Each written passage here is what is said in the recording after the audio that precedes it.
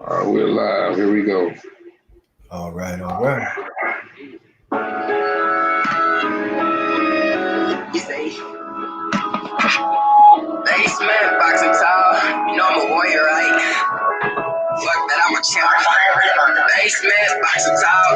Left, right, jab in the hook. Better protect your jaw. 12 rounds if you can last. Better protect your fall. I got hits like Mayweather. You hit that round of applause. No question, the problem solved. Basement, boxing tall.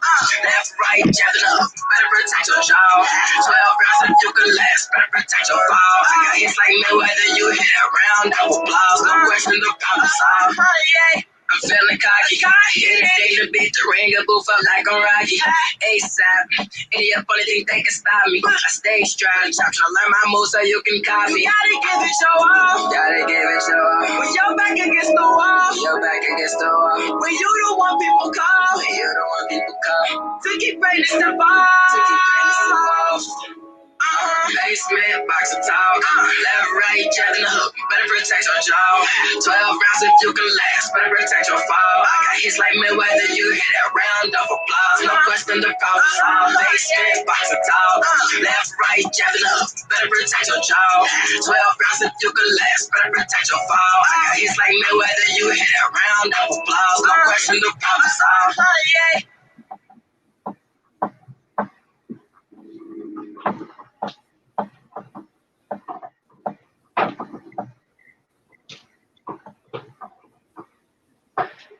Yes, sir. This is your boy Basement Boxing Talk coming to you live. We got the good brother Black Star Sports in the building. What's going on, good brother? All right, my brother. Do what it do, man. All right. Another Saturday. We got another guest joining in. The good brother. Let me add him. We got the good brother Ricky Williams in the building. You know what I'm saying? That shows you that at the end of the day, everybody's life is in the hands of the Most High. You can't escape death. You can't escape judgment. All right? Even though he died, you know. Ricky Williams coming in deep, boy. Yeah, I got his muted here real quick. I don't think he knew we brought him in yet. Oh, yeah, that's right. I know. My bad, y'all. My bad. You know, my lessons in. You're my lessons in. What's poppin'? How y'all doing? What's right, good, brother? What's good? How you doing? Man, every day is a blessed day. I keep trying to tell y'all, any day that's above ground is a beautiful day. Don't trip. Yes, sir. Mm-hmm. Yes, sir. I'm glad to have you good brothers in the building. It's Saturday, and you know what we do on Saturdays. Speak this truth to the youth. We talk We talk this truth. Hold on 1 second, yo. All right. Yeah.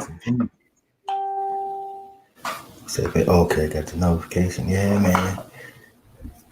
Yeah, good brother Ricky Williams in the building, man. What's going on, good brother? Nothing, man. Just trying to get my head around this Wilder thing. I'm hearing too many different stories, so I'm gonna wait. I'm gonna hold off. Yeah, I think I got a little clarification on that just a little while ago. Okay. Well, y'all said y'all gonna hold off. I am. We ain't holding nothing back today. We letting all smoke go loose, man. My man ain't texted me yet, so like I said yesterday, I got some information. You know, well, I ain't gonna say I gleaned information from, the people on YouTube, but my man said, "Hold on." He said, "I'm gonna text you when what's up." So I'm holding off. It sounds like bullshit to me, but what do I know? Right. Yeah, man. Yeah. I'll say this. It is, and we got a pretty good source that came out this morning and kind of clarified a little bit of that up. So let's talk about. Yeah, y'all want to get into it right now? We can. What do you think, Basement? You want to go in now? We can go in. He muted probably, bro. Yeah, man. Basement be in and out. Yeah, man. Shoot. Yeah, he did say a little bit about he's gonna get something to drink and come back a little early. Yeah, I'm back. I had to go give me something to drink. Yeah, yes. Hey, you didn't want to go into it right now, did you, Basement? We can go into it now if you want. Hey, listen here. We can cook today, man. We got all type of shit to talk about. Y'all want to cook? We can cook. Yeah.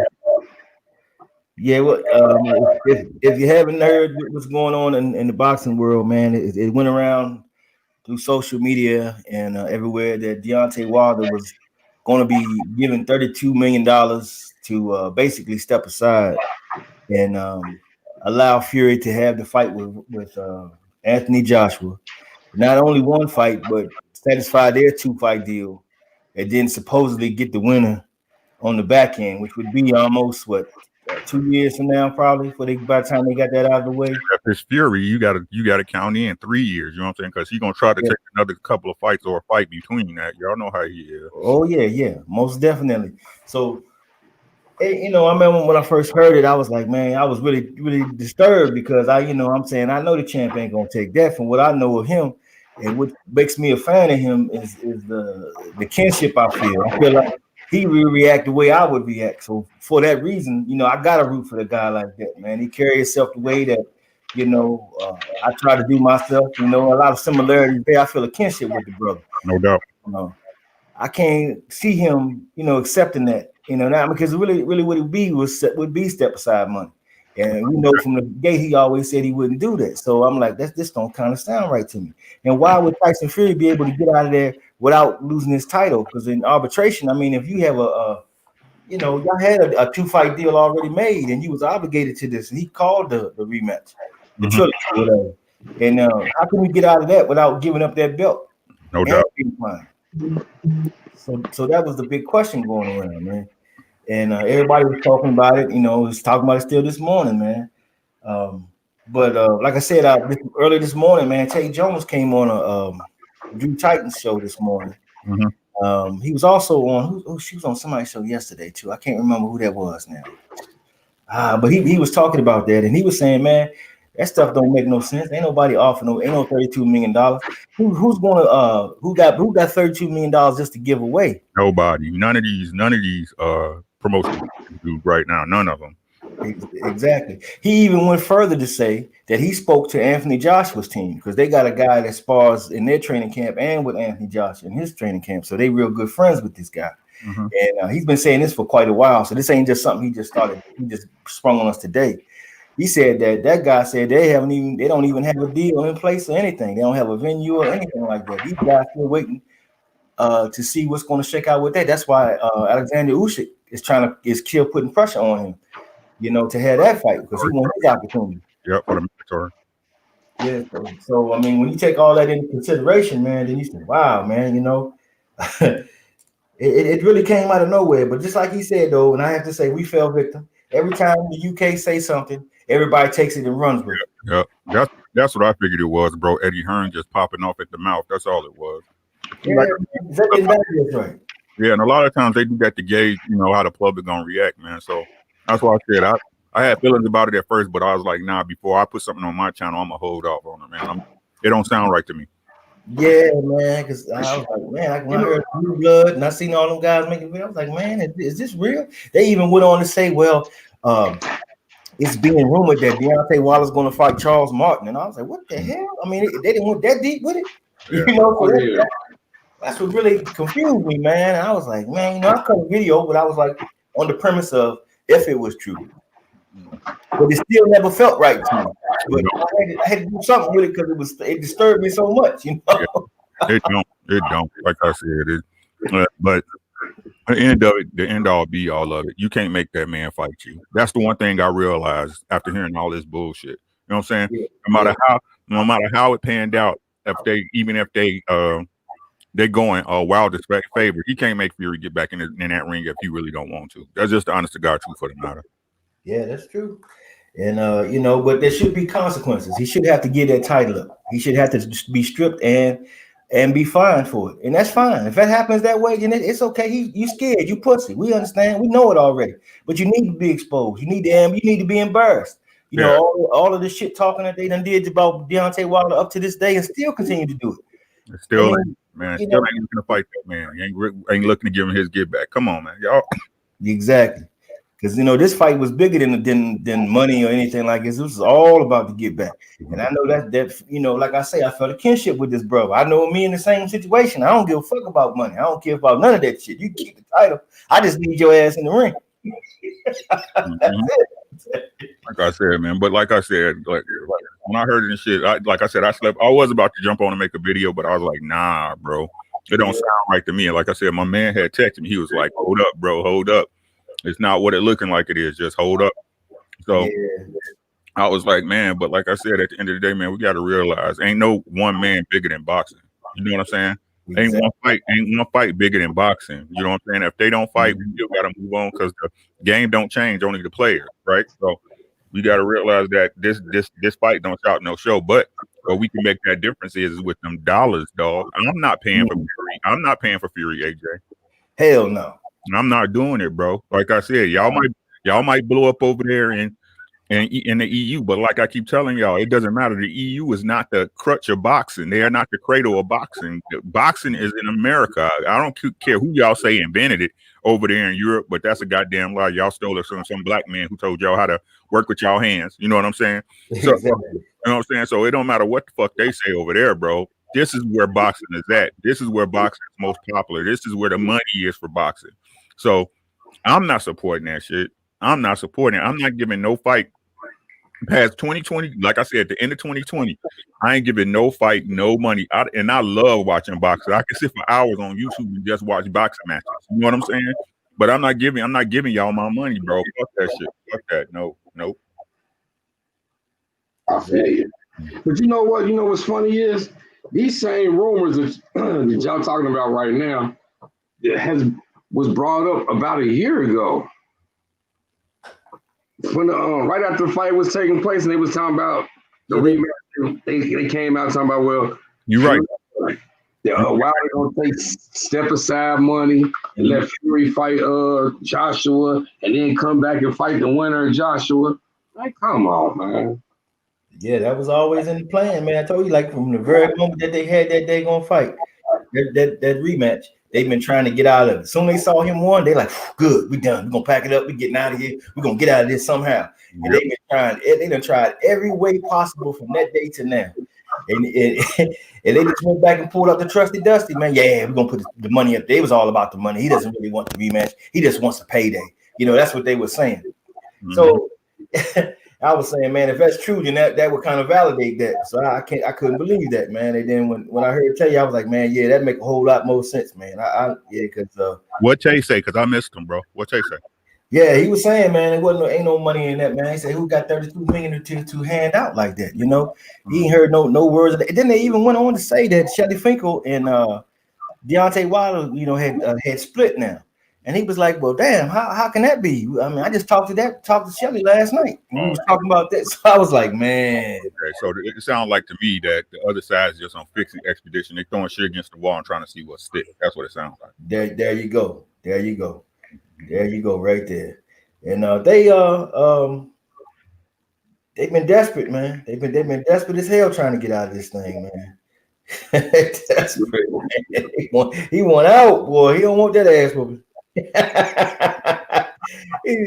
remind you, what was that movie? Dude said, man, boy, I heard you running from the ass whooping.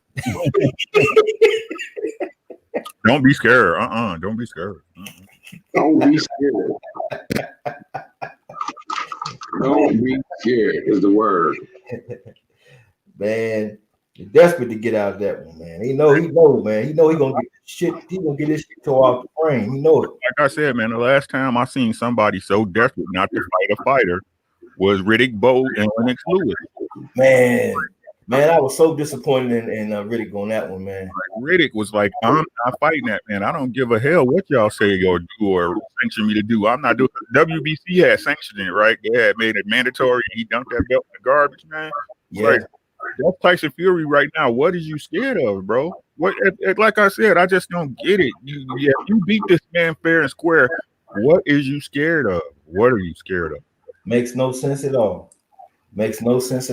Oh, it was easy. And he even said in the post fight after the rematch, yeah, you beat him on once, you beat him on twice. It's no thing. Beat him a third time. Oh yeah, I expect he's gonna call the rematch, and I was like, oh, okay. So you with it, huh? Okay. Ever since that day, he ain't heard nothing nowhere near close to that shit. Now his feelings is hurt. Oh, he called me a gypsy. Now you want to cry. But you walk around with a damn thing on your back of your damn robe talking about the Gypsy King. You stupid man. Get the fuck out of here. Yeah, man.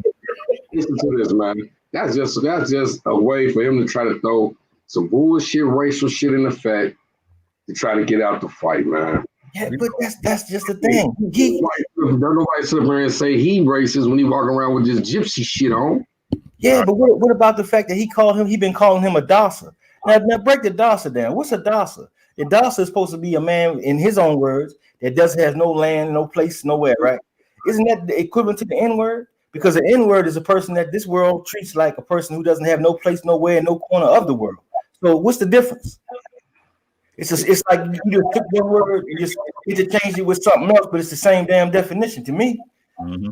Exactly. They love to say that. Oh, Dasa, he's a Dasa. That's in our country. It means that I don't give a fuck about all that. This is how I see it. This is how I feel with it. So fuck all that. They know they did Deontay Wilder cry. No, he said, get your ass back in the ring. I want the trilogy. You're gonna get it back in the ring. I ain't gonna sit there and cry about it. I'm gonna get your ass in the ring and I'm gonna handle you accordingly. And what he been doing? Well, he doesn't want to fight. I'm not gonna ever fight him again because he hurt my feelings, so I can't fight him ever again. 100 excuses for one problem. You know what I'm saying? Come on, man. 100 excuses for one problem. Say it again, Rick. Come on, man. Just get back in the ring. Like I tell y'all, man move a certain way, right? This is like I said, man, the journey of life is the journey from one obstacle to the next, right? You can't ignore an obstacle and think it's not gonna leave. Like it don't. You know what I'm saying? What they say, if you ignore a problem, it just get bigger, right?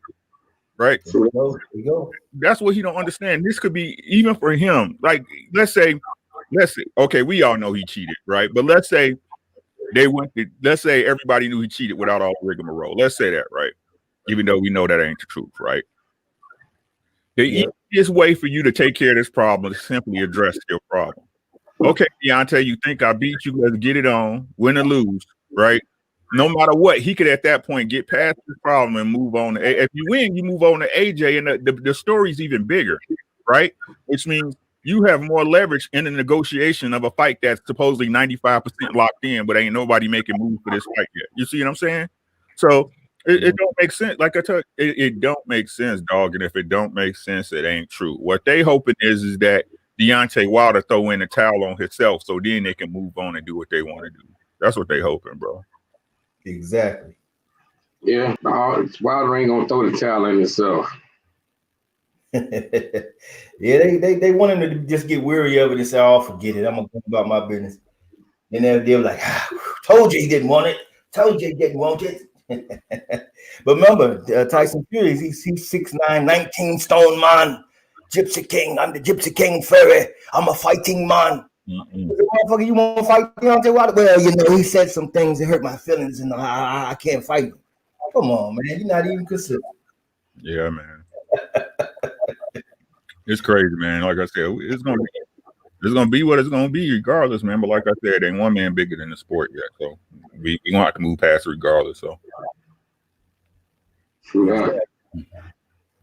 That's it, man, for sure. Yeah, it's something well, the court date should be the arbitration and shit should be coming to an end, should be wrapping up to an end, shouldn't it?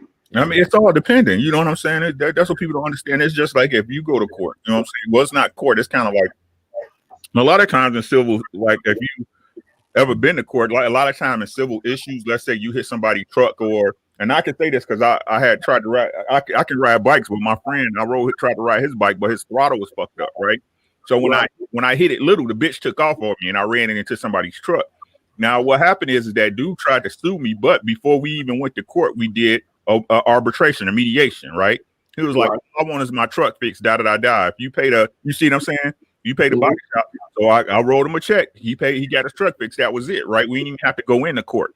But let's say if he came with some bullshit I wasn't willing to agree to, right? Then we would have kept going back and forth to hopefully we came to an understanding. If not, then we go to court. That's what's going on. You understand what I'm saying? So it's all depending on what these people agree to. Now, if Fury don't agree to it, and that's the crazy part, right? If Fury don't agree to what Deontay Wilder is proposing, they're going to court. They're going to court. That's the whole point of going through a mediation or arbitration. It's to hopefully fix the problem before you get to court. Mm-hmm. True that. Right? So if Fury being a dick, which we know he's been known to be, you know what I'm saying? And you got to remember, like I said, people don't. That's the crazy part. Y'all got to remember who Fury associates with. He associates with criminals, so he's already got a disdain for even being in court. You see what I'm saying? There you go. Or even having to answer to somebody. If Fury feel he don't got to answer to no fucking body. True. That's what he feel like. He sure right. Sure right about that, my brother. Yeah, but he gonna have to answer. He gonna have to get in there somehow, man. I tell you one damn thing. If I'm Deontay Wilder, I'm meeting his ass on the street corner. He stop at the Valero. Man, Fury keep fucking up. You know what I'm saying? It's like people don't understand, man. After a while, like he might be in the streets of New York or some shit and get got. You know what I'm saying? Y'all people understand, man. Y'all better Exactly. Shit happens, man. That's all I'm saying. And it's like a lot of shit in the background that you don't understand. That's like one of the Rothschilds. He was 50 years old. He died today. You know what I'm saying? How he died? They just said he died this morning. Small natural cause. Somebody popped his ass. Who got him? You know what I'm saying? He's a Rothschild. His daddy got like 8 hearts. The one he just had a couple of years ago. You know what I'm saying? That motherfucker got 8 hearts. He got 8 hearts. Yeah, he so did. It's always some shit moving in the background, man. But like I said, Fury, man, I don't know, man. Like I said, but if that's what y'all consider a man of y'all can have that shit. Because men handle their obligations and responsibilities, plain and simple, short and sweet.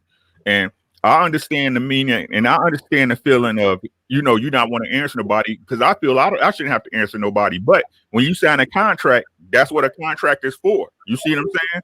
And no matter what y'all say, that contract was not voided or expired. It don't work like that. It doesn't work like that. But people don't know business and people don't know law. I keep telling people that. They don't know, so it's whatever. Sure. Yes, indeed, man. Yeah, it gotta be some, in the WBC sitting there and they ask for, try to put a little pressure on him to find out what his plans is or whatever. But they can also hit the button and say, well, look here, man, they can strip him, or order him to fight Deontay Wilder. They won't, though. That's the whole problem. Like, this is like a perfect storm of horse shit. You know what I'm saying? It's a perfect storm of horse shit. And to be honest, right now, it's Deontay Wilder against the entire boxing world. Yes, right. It's Deontay Wilder, and the problem is that this is why they cheated him. This is why he cheated him. This is why they cheated him, right? So you got Deontay Wilder. If he beats Tyson Fury, even if AJ has the other belts, Deontay Wilder becomes the biggest heavyweight in boxing. Yep. Right? Not just in our eyes, his fans' eyes, but you got to give him his due. If he beats Fury, he's the best fighter in boxing. Because remember, they keep saying Fury is the best heavyweight, right? That's what they keep saying, right? But what's also going on in the background is why we sitting in a holding pattern for boxing right now, because Bob Arum is either retiring soon or he's going to die. Bob Arum is 92 years old, guys. Yeah, right. He keeps telling people 89. No, he's fucking 92, right? So what people don't understand is that boxing, while it's about money, it's also about relationships. This is business, guys. It's about relationships. So no matter what happens, whoever takes over top rank with Bob Arum, whether it's his son, both, or whoever, certain relationships are going to get severed. What that means is at that point, people who are in the boxing, or I should say in the advertising, because like one brother had said, I was watching this video, ESPN, they don't give a fuck about boxing. They give a fuck about advertisement dollars and ratings, right? Fox don't give a fuck about boxing. They give a fuck about advertisements and ratings, right? But what happened is this: if Deontay Wilder wins and he stays on top, negotiating power becomes exponentially huge, right? But not only that, he's with Al Heyman in the PBC. At that point, you wait it out. You let Deontay Wilder take a vacation or whatever he was going to do after that fight. You let him sit out because he would have beat Fury, right? You let him sit him out. You wait AJ out. Fuck AJ. You see what I'm saying? Fuck AJ. Right? Fuck him, right? But what you do is you sit it out and you wait it out to Bob Arum leave. At that point, you hit up ESPN like, look, I got the biggest welterweight in boxing. I have the most famous welterweights in boxing. I have the biggest heavyweight star in the sport. What can you do for me? Yep.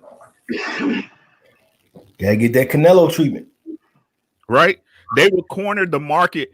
They would corner U.S. boxing. Because y'all got to be real. It's only two factions in U.S. boxing right now that's relevant: PBC and Top Rank. That's it. Yeah, that's all it is.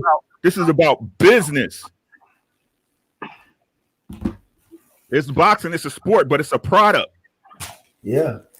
You figured they would be wanting to favor the American. For some reason, they can't find themselves. They can't find it in their heart to support. They don't, because those Eastern European fighters are cheaper to pay. Yeah, nobody ever talked about that part. Right, to pay. You got. I don't care what people say. Those European fighters are white niggas, right? Listen to what I'm saying, bro. Those fighters grow up in Kazakhstan and all these places with the Khan on it and shit. Remember, they still trying to get their government established. Their governments ain't nothing but 20 years old. Those guys are coming out of poverty. So when they see 1 million, 1.5 million, shit, 750,000, they jump at that shit. Right? Why do you think when you look at ESPN and it was HBO that they pushed these European fighters so hard? Because they're on their stable. That's their roster. Right? But it's also cheaper. You don't think it was cheaper to pay GGG than Canelo? Yeah, exactly. Hey, exactly. You're getting a real good point on that, Ricky. You're getting a real good point on that, because if I was just thinking when the pandemic started and we didn't have boxing, right? Yeah. When we first brought boxing back, Top Rank was the first one to do it, right? Exactly. But look at the fights that we have. A whole bunch of fights that we never even heard of. Which you like without the pandemic, they would probably be what, $10,000 fights? Yep. So, and if you pay attention to the conversation, man, hey, Bob said a lot. He said a lot of interesting things in that conversation with Fred, man. You just gotta peep the details. Listen. One thing he kept stressing: Bob is not paying for no more fights. Who's gonna pay for it? I'm not paying for it. Salute TS Boxing. Salute, brother. Salute to you, good brother. Thanks for stopping by, chatting it up with us. Hey, this is my first time seeing you in the building. Hey, salute. Share, hit the like button, hit the subscribe button. And subscribe to these two good brothers that's on the panel with me, man. Black Star Sports and my brother Ricky Williams. But yeah, like I was saying, Bob said a lot of interesting things. It's like even when he talked about the Sean Porter with Fred and the Keith Thurman, it's just like Bob. Like you said, I don't know if he's planning for retirement. I don't know if he about to die soon or what. But Bob is not putting up no money for these fighters no more. Without an audience, Bob ain't putting the money up, man. I guess he say, fuck it. I gave y'all all these fights, and I gave y'all Lopez and Lomachenko. That's the best I'm going to give y'all. No. Yeah. You also heard this, though, brothers. It kind of goes with my brother Reggie was Williams just saying. Bob Arum is trying to get Alexander Usyk now, too. Mm-hmm. Yeah, I peeped that. I heard when he said that. He said that. Yeah. Just like Bob Arum said, I really want to see Tyson Fury Wilder 3, but Tyson just doesn't want to fight him. What'd I tell y'all? Fury, he said, Fury I'm really upset, but Fury just doesn't want to fight the guy. He said, I tried to make the fight in December. Fury just won't fight him. I mean, damn, that's the most incriminating as you can get. He be snitching on all the mugs, man. He ain't got no loyalty to his stable. Because like people don't understand. He at the point Bob knows it's time for him to bow out. He knows it. But that's why he's not looking at it's not an investment for him anymore. You see what I'm saying? If he like, for example, let's say he the reason why Crawford Spence. I believe if this was 10 years ago, Bob would have took that fight already. He'd have took it 60-40. He knows he's more than generous. Listen to this, Ricky. I'm not even gonna cut you out. But I'm gonna tell you one more thing that Bob said in that interview with Fred that was very interesting. Fred asked him to make the fight, right? Mm-hmm.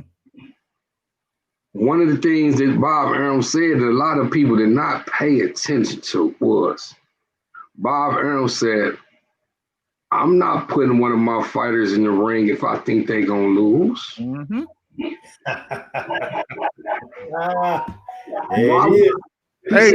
He said, why would I do that? What did I tell y'all months ago? What did I tell y'all months ago? The reason why that fight is not getting made, bro, is because you gonna pay for that. Oh, yeah, you're going to pay Bud for that. Oh, look, man, look, bro. So let's put it on some gangster shit, right? If Bud felt he was the best, right, and you know the best names at PBC, wouldn't you just go over there and whoop him? There you go. Simple solution. That's what I'm saying. People don't use common sense. If he came up to 147, right? And let's say, because Thurman was ducking anybody of note, right? So let's not even say Thurman, right? Yep. Let's say Sean Porter or Danny Garcia, right? Nope, I can't even say Sean Porter because, like I said, even though Sean Porter was a viable opponent, even Bud out of his own mouth was saying that's my homie. You see what I'm saying? Yep. Right? But not only that, Danny was at 147, and since y'all was saying Danny ducked him at 140, why didn't he come and be at 147 like Danny? Yo, you was running from me. What's up, nigga? What's popping? Yeah. Right? Because at that point, if you beat Danny, you're a viable opponent at the PBC. It's facts. Right? But they keep trying. Bud wasn't calling out nobody on PBC when he moved up to 147. He went straight to Jeff Horn. He ran. But people forget this. They keep forgetting this. I ain't talking about no one interview when he was about to move up to 140. He was like, I want to fight all those guys up there. No, you didn't call out nobody, dog. You went straight to Jeff Horn. No matter what y'all say, the same way the PBC has. Well, Arrow said it's the easiest route. Exactly. They have a plan for his career the same way the Top Rank had a plan for Bud's career. Yep. Like I said, this is the business of boxing, but y'all don't want to accept it when your fighter don't have the leverage. That's the thing. You know, but I noticed an interesting change though this week, though, Brother Ricky. A lot of these cats that was really hard Bud guys are starting to understand now that Bud should have took that 40%, and he the one that's holding the fight up now. They're starting to see the point. Yeah. They know it, bro. But like I said, y'all, they so stuck in fanism that they can't help it. They can't help it. That's why I don't even argue with them dudes. It doesn't make sense. Y'all wasn't crying like that when it was Manny Floyd. Exactly. You know what I'm saying? Y'all wasn't crying like that. Oh, Manny should be getting 50-50. No, y'all weren't crying like that. That's why I know y'all think y'all like the sport, but y'all think one fighter is bigger than one fighter because you like him supposed to get his way in a certain situation. No, this is the way business is done. And the crazy part is this business model was established by your fighter's management team. Rank is the one who established keeping fights in house all the time. Mm-hmm. Top Rank started that shit. Yeah.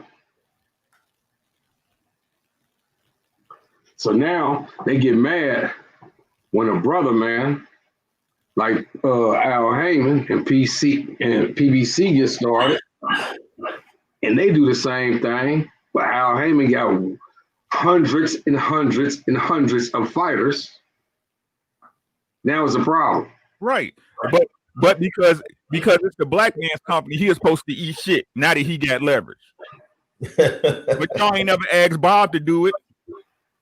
Right. Y'all never asked Eddie Hearn to do it. You know, and then it's a problem because the black man is helping the other black man out, and he's taking less cut. It's enough money for everybody. Not with Bob. Not the way Bob think.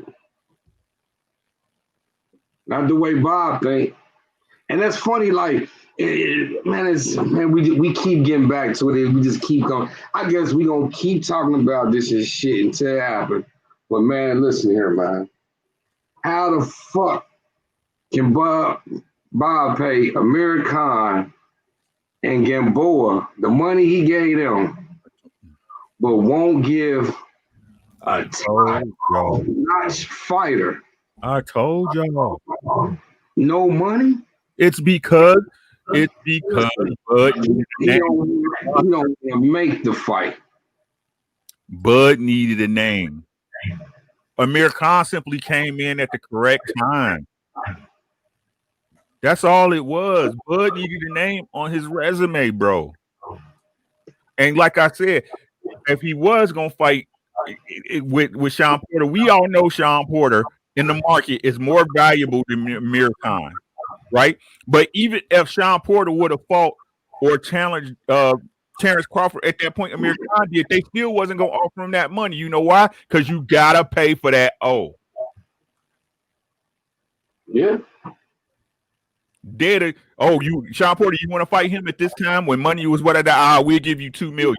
Right? We'll give you. It probably would have been the same $1 million shit, but because Bud is not, they're not going to allow Bud to fight anybody that is going to be able to rough his ass up or beat him, because that and that belt is all he has.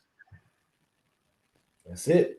He has no content. He has no leverage. The only leverage he got against EJ is the belt. That against EJ, that's all he has. Yep. All he got. The only thing he can do to EJ is stop him from being unified undisputed. Being undisputed in 147. That's what they banking on. Well, if this is what he's saying is true, because Arrow, just like fucking Deontay, what he say he meant. Well, Arrow's moving the way he said he was gonna move. He's gonna have to come see us eventually. You see what I'm saying? Exactly. They in position now. All they gotta do is sit down now, fight some scrubs, and just let the clock tick and let him do all the work. Right. And if he was the fighter everybody keeps saying he is, you will have no problem fighting Sean Porter, but you won't, because if you fight Sean Porter, like I told y'all this before, bro, if he fight Sean Porter and he loses, it's all over. And that we know it's over at that point, right? Then EJ can laugh you off the court, right? But even if you have a bad showing, your leverage decreases immensely. Then how can you look at with a straight face at the bargaining table and say, I want 60-40 at that point? Or better yet, I want 50-50. They will laugh you out the room. This is what I told y'all this months ago. Listen to this. Before Terrence can even start talking about 50-50, he has to build himself a better fan base.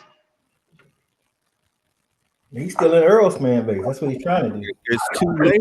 And I understand what Earl's saying, like with the 60-40, like the same thing happened with the Sean Porter fight. Sean Porter don't sell fights out. So, in that extent, Earl had to go out, do the interviews, and people gonna come see Earl But Earl made that Sean Porter and Spence fight. No doubt. That's probably one reason why he don't want to give.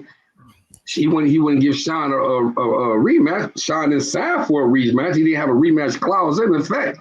But I overheard an interview that Earl said. He said, "I don't like the way Sean and his daddy handle business." Yeah. When it came as far as promoting that fight. And that's why Earl was arguing with him at the press conferences about these people came to see me. Ain't nobody came to see you, dog. What is you talking about? Exactly. Exactly. Right? You just got to pay attention. But like I said, people be so caught in fanisms. Like I said, I don't care if they fought for $1. I'm going to watch that fight. But I know what's going on. Listen. You know what's going on. Get out. Facts over feelings. Get out your fucking feelings, bro. Bob ain't gonna give his fighters no money.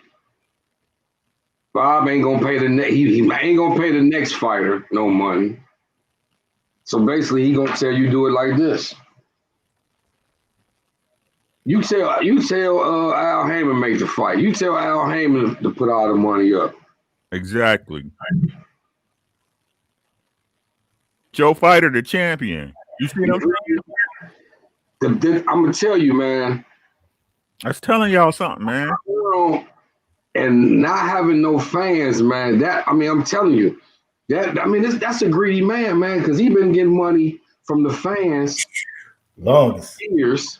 He been getting money from pay-per-view for years. But what that tell y'all? None of his fighters no kickback. What is telling y'all? Pay-per-view fights and ticket sales. And this guy he is hilarious. He's in the business to make money. It's a business. I'm trying to make it personal. It's not personal. You know what I'm saying? Like, okay, and what does that tell you, right? So they gave us Teofimo Lopez and what's the name for free, right? And Loma for free. Teofimo Lopez and Loma for free, right? But he don't lose because both of them his fighters. Exactly. But what it tell you though? It tell you that the budget.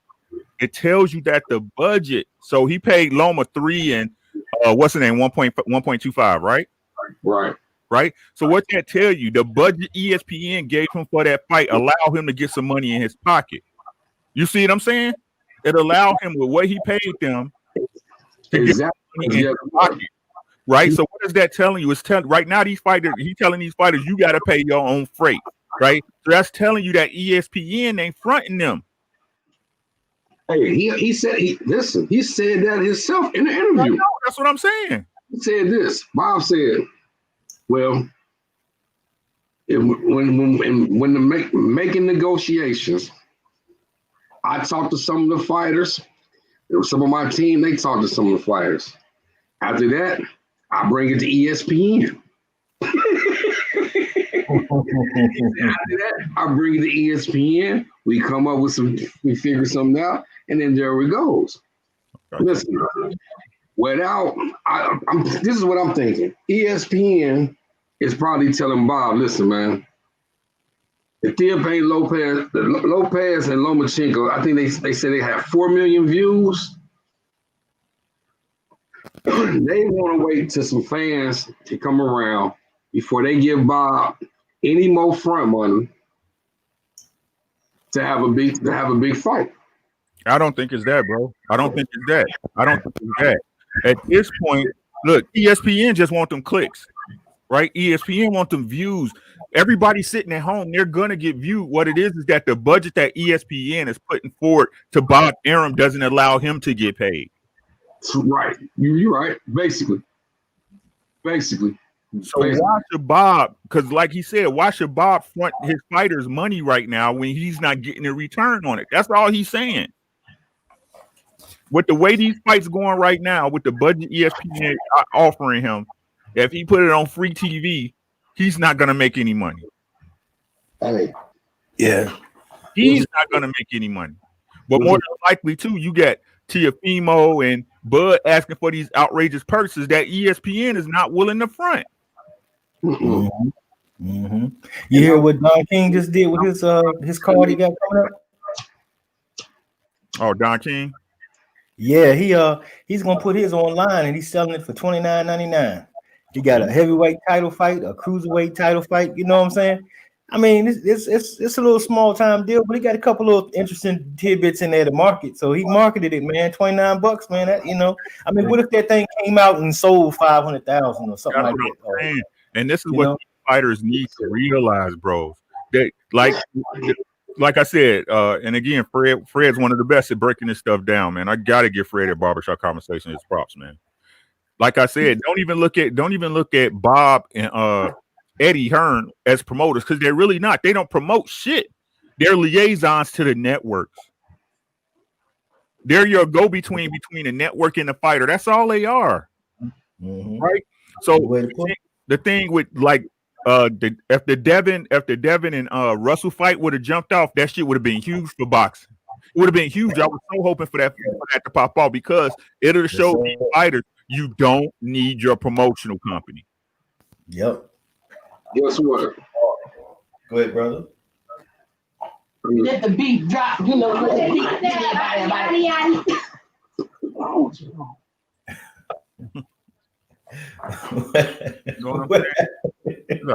People don't understand business, man. I keep trying to tell you, man. In the world we live in right now, it's all about convenience and eliminating the middleman.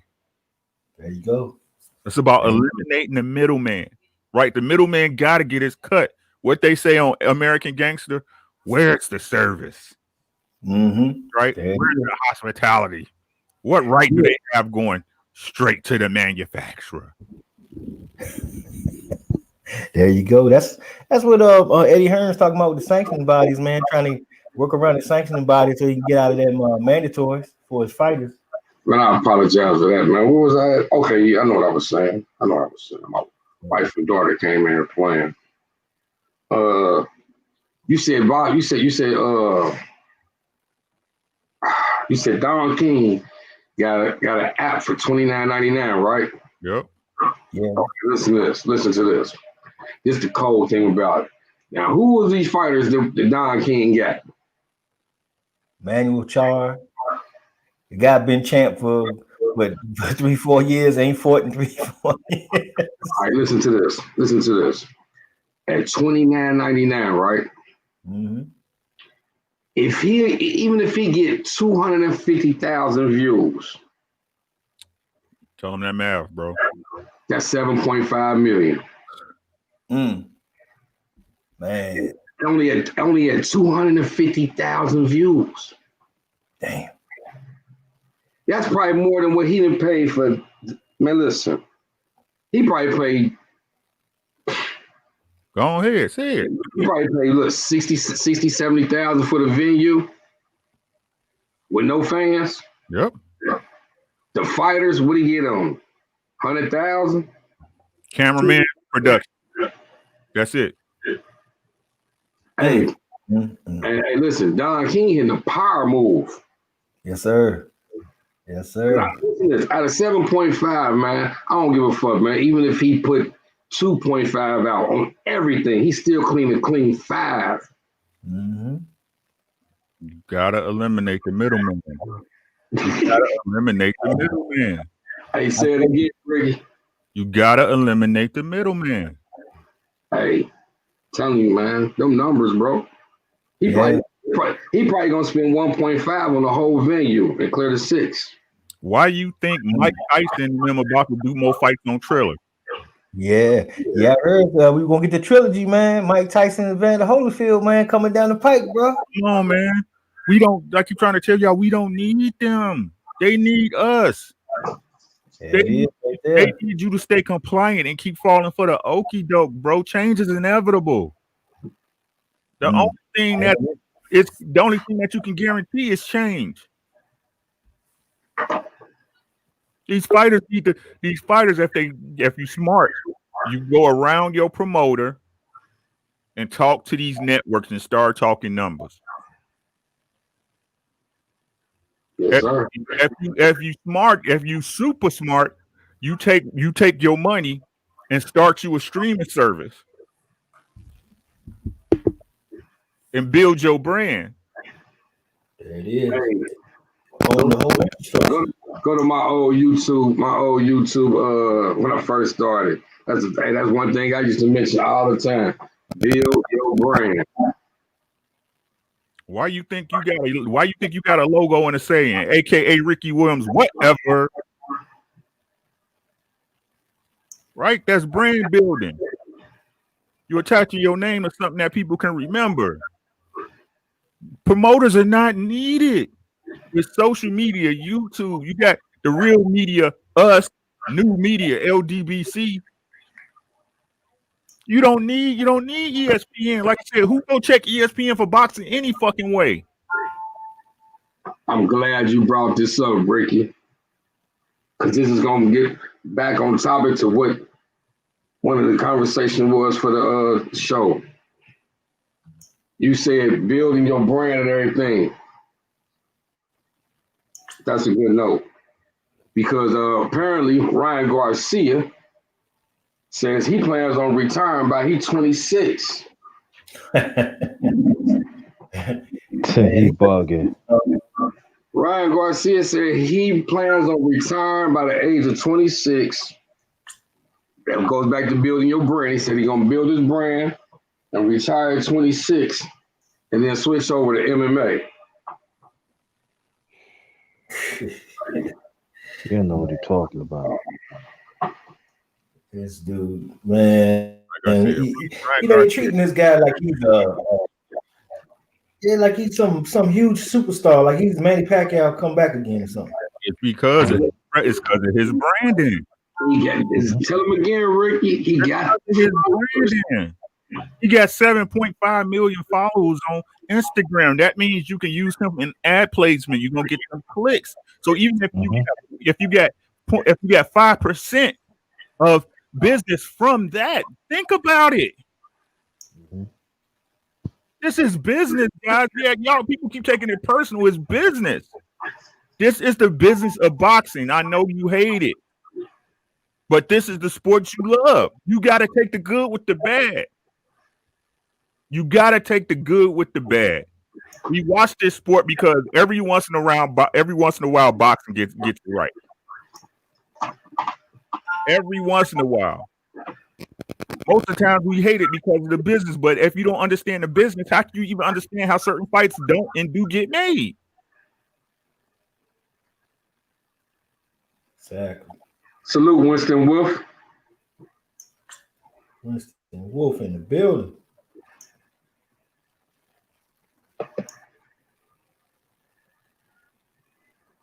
Yeah, man, that is, it's really, it's moving in that direction, but it's really sad for the up and coming fighters because, man, it's it proves that it's that means more than hard work now moving forward. It's unfortunate, but hey, it is what it is, man. It's just the nature of business, guys. When I was in sales, you know what the biggest saying was that my manager taught me? You make hay while the sun shines. Right? You make hay while the sun shines because change is inevitable. So the money you make in a day is not going to be the money you make in 3 years from now. Right?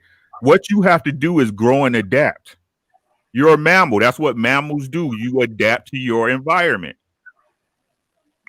If that means you have to have a personality and be able to sell yourself, it's just what it is. But you got to do that in every job, right? Everything you do is selling yourself. Mm-hmm. Right? You got to build your brand. You got to build trust. But like I said, the conundrum in that is that some people are real and some people are fake. Right? The real gonna resonate with the real. The fake's gonna fuck with the fake. But like I keep telling y'all, and how I typed this in Ill Will's chat today, what you have to realize, no matter what stance or side of the game you on, the good or the bad side, you're gonna have opposition to your side. Good or bad, whether you're the real or the fake. But that's just the way the universe works, guys. The opposite. Oh yeah. Right. What you have to do is be smart enough to know that when you make your stance, to take that energy from the hate side and use it to your advantage. Right. We build off each other. That's what we do. You see how it goes, right? So you have these other channels that's on the goofy side of shit, right? Let's be honest. Let's be honest, right? You got fans that's on the goofy side of shit, and as soon as we put something out that's about Wilder or Errol Spence or whatever, what they do, they go put out a video on the goofy side for the goofies, right? That's right. This is I'm giving y'all $1 million worth of game right now. There it is. Yep. That's what they exactly what they're doing. You don't shy away from the hate. You accept it. Mm-hmm. You accept it. You accept the hate. Right? But you don't let them override your energy, aka the H dude the other night. Right? H money. I'm not look, we can discuss it because I need your viewpoint to validate my viewpoint. Right? I need you so I can validate my side. He needs me so he can validate his, but I don't argue with females. Hey, that's the perfect way to define it too, man, because he came in with that energy hardcore. Right? Sure did. But you see the conversations between men where those guys honestly believe or they feel that Bud's getting a raw deal. They can have a conversation with you, Mark Nash. Exactly. Yeah, Mark go hard for the Bud Justice League, man. But I can tell y'all, men move a certain way. That's facts, man. Yeah, good brother Kareem Jamil Keys, man. Sure. Man, y'all better leave a cash. Y'all better start leaving cash apps for basement boxing, man. We giving y'all game. This is true life game. Hey, numbers. Yo, peace to the brothers. Peace to the brothers. Hey, going in the building. I don't even want to get off the topic, but while we sitting here talking, I'm strolling through my phone and looking up some interesting things on boxing. Break this one down for me, Ricky, please, brother. You on Black Star. Hold on 1 second. Cook for 1 second. Take your time. Mm-hmm. Hey, I'll be right back. I got this sweatshirt on. I need to change my shirt. Give me a second, guy. All right, brother. Yo, peace to Black Star. Peace to Basement Boxing Talk. It's the underrated one in the building. What's good? What's good, yo? Yeah, man. We was just talking, discussing the Wilder situation, man, and with the news that was going around social media yesterday, real strong, and today as well, But like I said, if you didn't see the Tay Jones interview, man, Tay Jones pretty much dispelled all of that, saying that it was nonsense and that that's just like all the other things that have been rumored since the rematch, man, coming out of the UK, man. It's always been proven to be false. But it is. You're cycling the same shit over and over again. It's always, in UK, we got to keep all as it is, man. UK always want to destroy black fighters on this side. Why people don't get that? This is history right here. They always been doing this. Yeah, they don't want to get it, bro. They don't want to get it. They just want to keep that narrative in play. Man, if I remember back in the teenage, if I see it when I was a teenager and I'm 54 years old, you mean y'all still can't see it now? Hey, peace to you, brother Ricky. What I was saying was, I'm back, brothers. All right. I was strolling through. Hold on, let me find this again because I want to read this right. I just don't understand. It's about Canelo. Yeah. Let me see where it goes.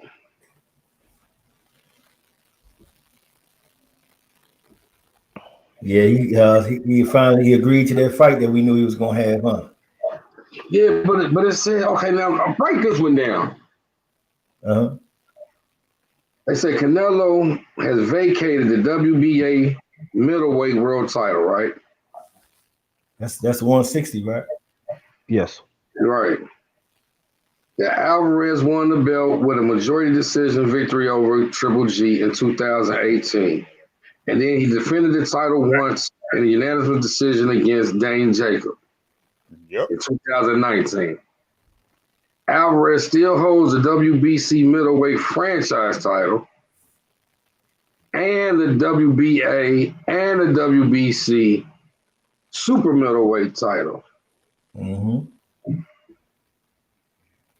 So he just vacated the WBA Middleweight title. How the Yep. You want to know? Want to know? Let me know if you want to know, because I'll tell you. The reason why, if you go to the WBAs and you say 160, right? He's champion 160, right? Mm-hmm. You know who's the champion right now at middleweight? Charlo? WBA, right? Which was the one you said he had? Say it again. I want him because I don't want to lie. No, he got Charlo got the WBC, but he vacated the WBA. Yeah, but he's franchised for 160, right? With WBC. Yep. So WBA right now is Ryota Murata. Yep. That's why he dumped that belt. Ryota Murata is 6 feet, 72.5 inches. He TKO'd Stephen Butler to win the championship in his last fight. He's only got one loss. He got two losses. So more than likely what's going on is that Ryota Murata got a style that Canelo don't like. Again, ducking. Too hot in the kitchen, man. You got that on one side. You got Jamal on the other side. He trying across the street. Andre behind. That's what Canelo's going to do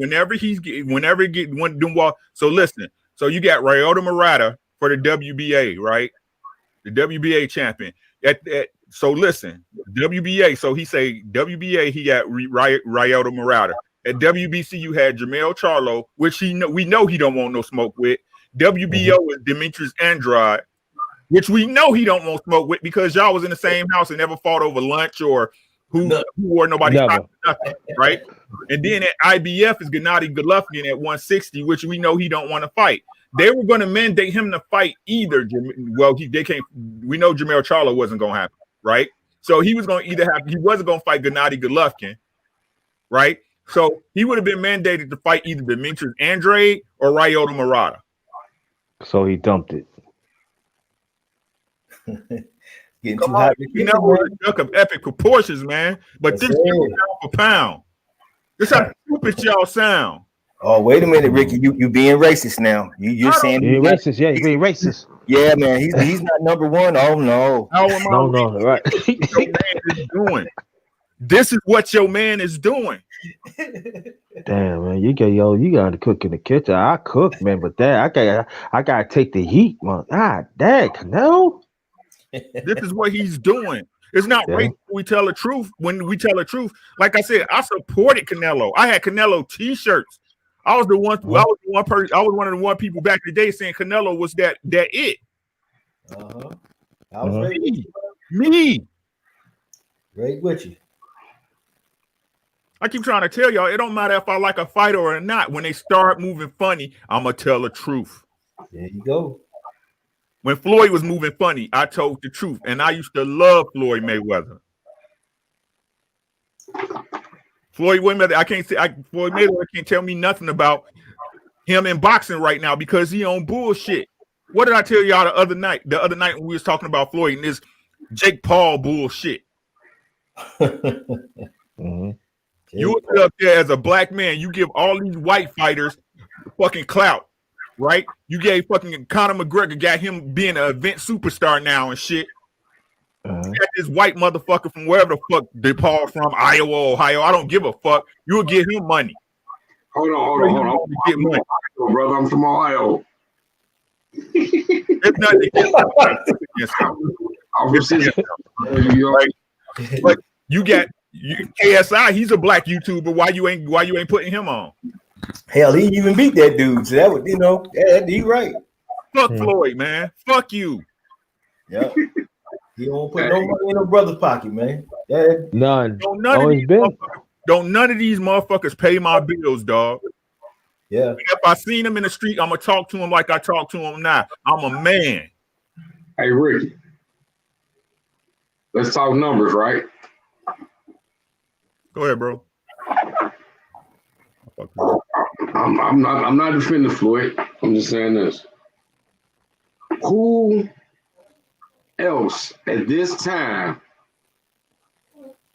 can Floyd fight where he know he's not about to take no loss, where he know he can go in there, do his little footwork or whatever, and put on the show. It's almost like some wrestling shit. You know who he could fight? That's real. That he could fight and beat easy. Ryan Garcia. Yep. Listen to this. No. Yes. I mean, listen. I'm not saying Floyd will beat him, right? But that's too much work. That's too much work. Then get the fuck out the game, Floyd. Hey, listen. Like you just, what did you say before, Ricky? Business. Right. I just told you he turning boxing into some WWE like shit. I said this before. I don't disagree with you. Get the fuck out the game, Floyd. Leave it alone. Let these young lions do their thing. Hey, like when he seen the numbers that Thriller did with that Mike Tyson and that shit, bro. And he like, man, and they say, okay, man, this white guy got 25 million YouTubers. Yep. But what I tell y'all before, we just broke the numbers down for you for $250,000 at $29.99. Look, man, I keep trying to tell y'all, I understand what you're saying, but you know where I stand with this shit. The bag will destroy our people. I keep trying to look, Floyd. It don't, like, I can't say what a man can and can't do, but get to lead the game the fuck along. It's gonna be funny if Paul get in there and just flatten his ass out with some wacky shit. You see what I'm saying? Like, our people always willing to risk their legacy for a bag. It definitely, man. Listen, listen. I can't. I'm not Johnny Cochran for this motherfucker, bro. I'm just saying this. Money. At the end of the day, motherfucker's doing it for money. Apparently, he must need or want the money. And the money is there. I don't care. Like I said, I don't care. I can only make for me. I don't care, and I'm not paying for that shit. For him to make the money with his own people. I don't. Yes, I would. I would make the money with his own people. Ain't nobody else he could. That's the only motherfucker he can make that money with like that. No doubt. No power to. But I don't give a fuck. It won't be my money. It won't be mine either. That's what I'm saying. Like I said, I stand on what I said. It's cool. It's cool, bro. Listen, I'm not even trying to have a debate on this part. You right and I'm right, right? The point is, like I said, it comes down to us as the fans. If you support it, they're gonna give you what you want. They're gonna give it to you. I don't want that shit. Guess what? On that one, Ricky, boxing fans ain't gotta support it. It's the youth, it's his YouTubers who gonna support it. He'll make the money, but you know, we can't support it. We can't. And another interesting thing I want to throw in there, bro, is the fact that support that shit. Yeah, but see, he also could have like a brother like I'm gonna use Gary Russell, can't get a fight or whatever. Why you couldn't come back and cherry pick a guy like that and give him some shine and help his brand out by just saying, hey, I'm gonna take him on. You know what I'm saying? You know, win or lose, it's gonna be good for Gary because Gary's over in the corner, everybody ignoring the hell out of him. But if he get a big fight like that, you know what I'm saying? He can't be ignored no more. For one, Floyd ain't about to put that work in. He wants something easy, bro. Boy, you know how you imagine how many of them people be adopting Gary Russell for that fight? Mm-hmm. Man, they be Gary Russell be the number one trending boxer in the damn world over there. Oh man, yeah, he is fast. He's fast though. Look at him. Oh wow, you know what I'm saying? Floyd ain't about to do no work, man. Yeah. He been out too long. He ain't about to do no work, and he damn sure ain't about to get his pretty fucked up by one of these young boys. Yeah, but I would support that more, but I can't support. I hear him, but I ain't supporting it, boy. No, me either. I ain't supporting it either. I'm not gonna do it. I can only be responsible. Like they say, it's a sucker born every minute and 2 on Tuesday. Fuck it. You know what I'm saying? If they want to do it, knock yourself out. I'm just telling you my aspect of it. I'm not gonna change your life. I'm not gonna change your life. You do that. Salute Mike 202, good brother. Mike, what's happening? That's my man's in them. What's good? Salute to Mike 202. 202, yes indeed. That's the good brother. DMV homie. What it do, my brother? Mm-hmm. Indeed. All right, let's keep cooking. I got something else I want to ask you, good brothers.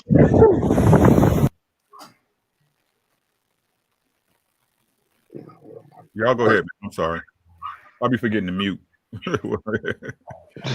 What you have, bro? I'm sorry. I'm trying to find. I had a couple little questions I wanted to ask the panel. I wanted their opinion on it. My fucking phone freezing up.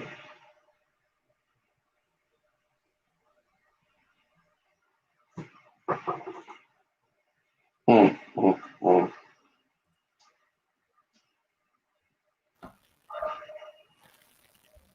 Yeah, man. Oh yeah, here we go. I seen an interview that I think it was late last night or early this morning. How do you guys feel about the sport of women boxing and where it's going? That's a great question. I'm a little know about it. You got the good brother Clarence McClain in the building. Oh, what are you doing here, man? Yeah, what are you doing here, man? You mean Tiffany let you out already? The marriage over that quick? Damn, what happened? Right. The honeymoon over that quick? God damn. Apparently he She ain't signed a prenup?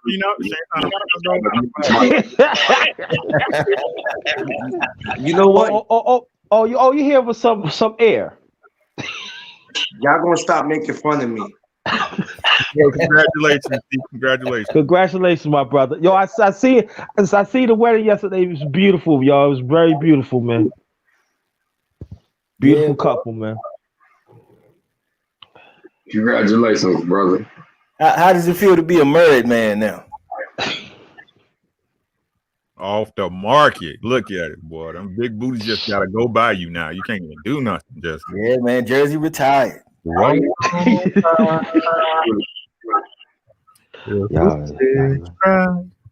That's all that I have. We gonna keep cooking. Yeah. I'm good though. How's it going here? We can't hear you. What you say, brother? You breaking up, Chief? My mic. Yeah, it dips out. Yeah. It keeps muting. All right. There you go. That's good. Yeah, how it feels to be a married man. Oh man, it still feels it feels crazy, man. But you know what, man? I made a great decision and I'm proud of myself. And that's all that matters, bro. That's all that matters, yeah. Congratulations, good brother, man. Congratulations to you, man. Congratulations to you and Tiffany, man. Thank you. Thank you. Hey, my wife said she said now I can't stay outside. I can't stay outside with you guys and play past my time. So She said no staying, no. Dad, Tiffany laid the law already. Yeah, it's not even a day yet.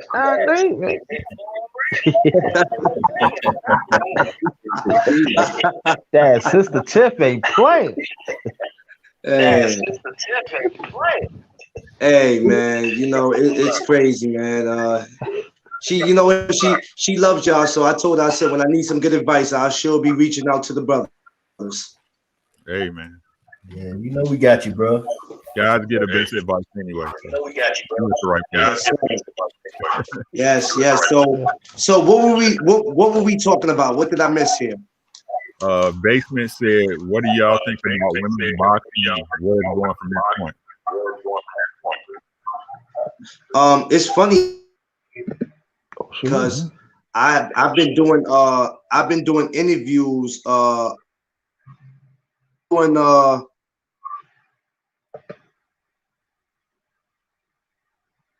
He's in and out. It should mute and keep it muted. Muted now, Clarence. You got muted, brother. Tiffany got that app on your phone already. Yo, Ricky, stop. Yeah, Tiffany, man. Tiffany got that. Tiffany got that power. Hey, baby, I see you, sir.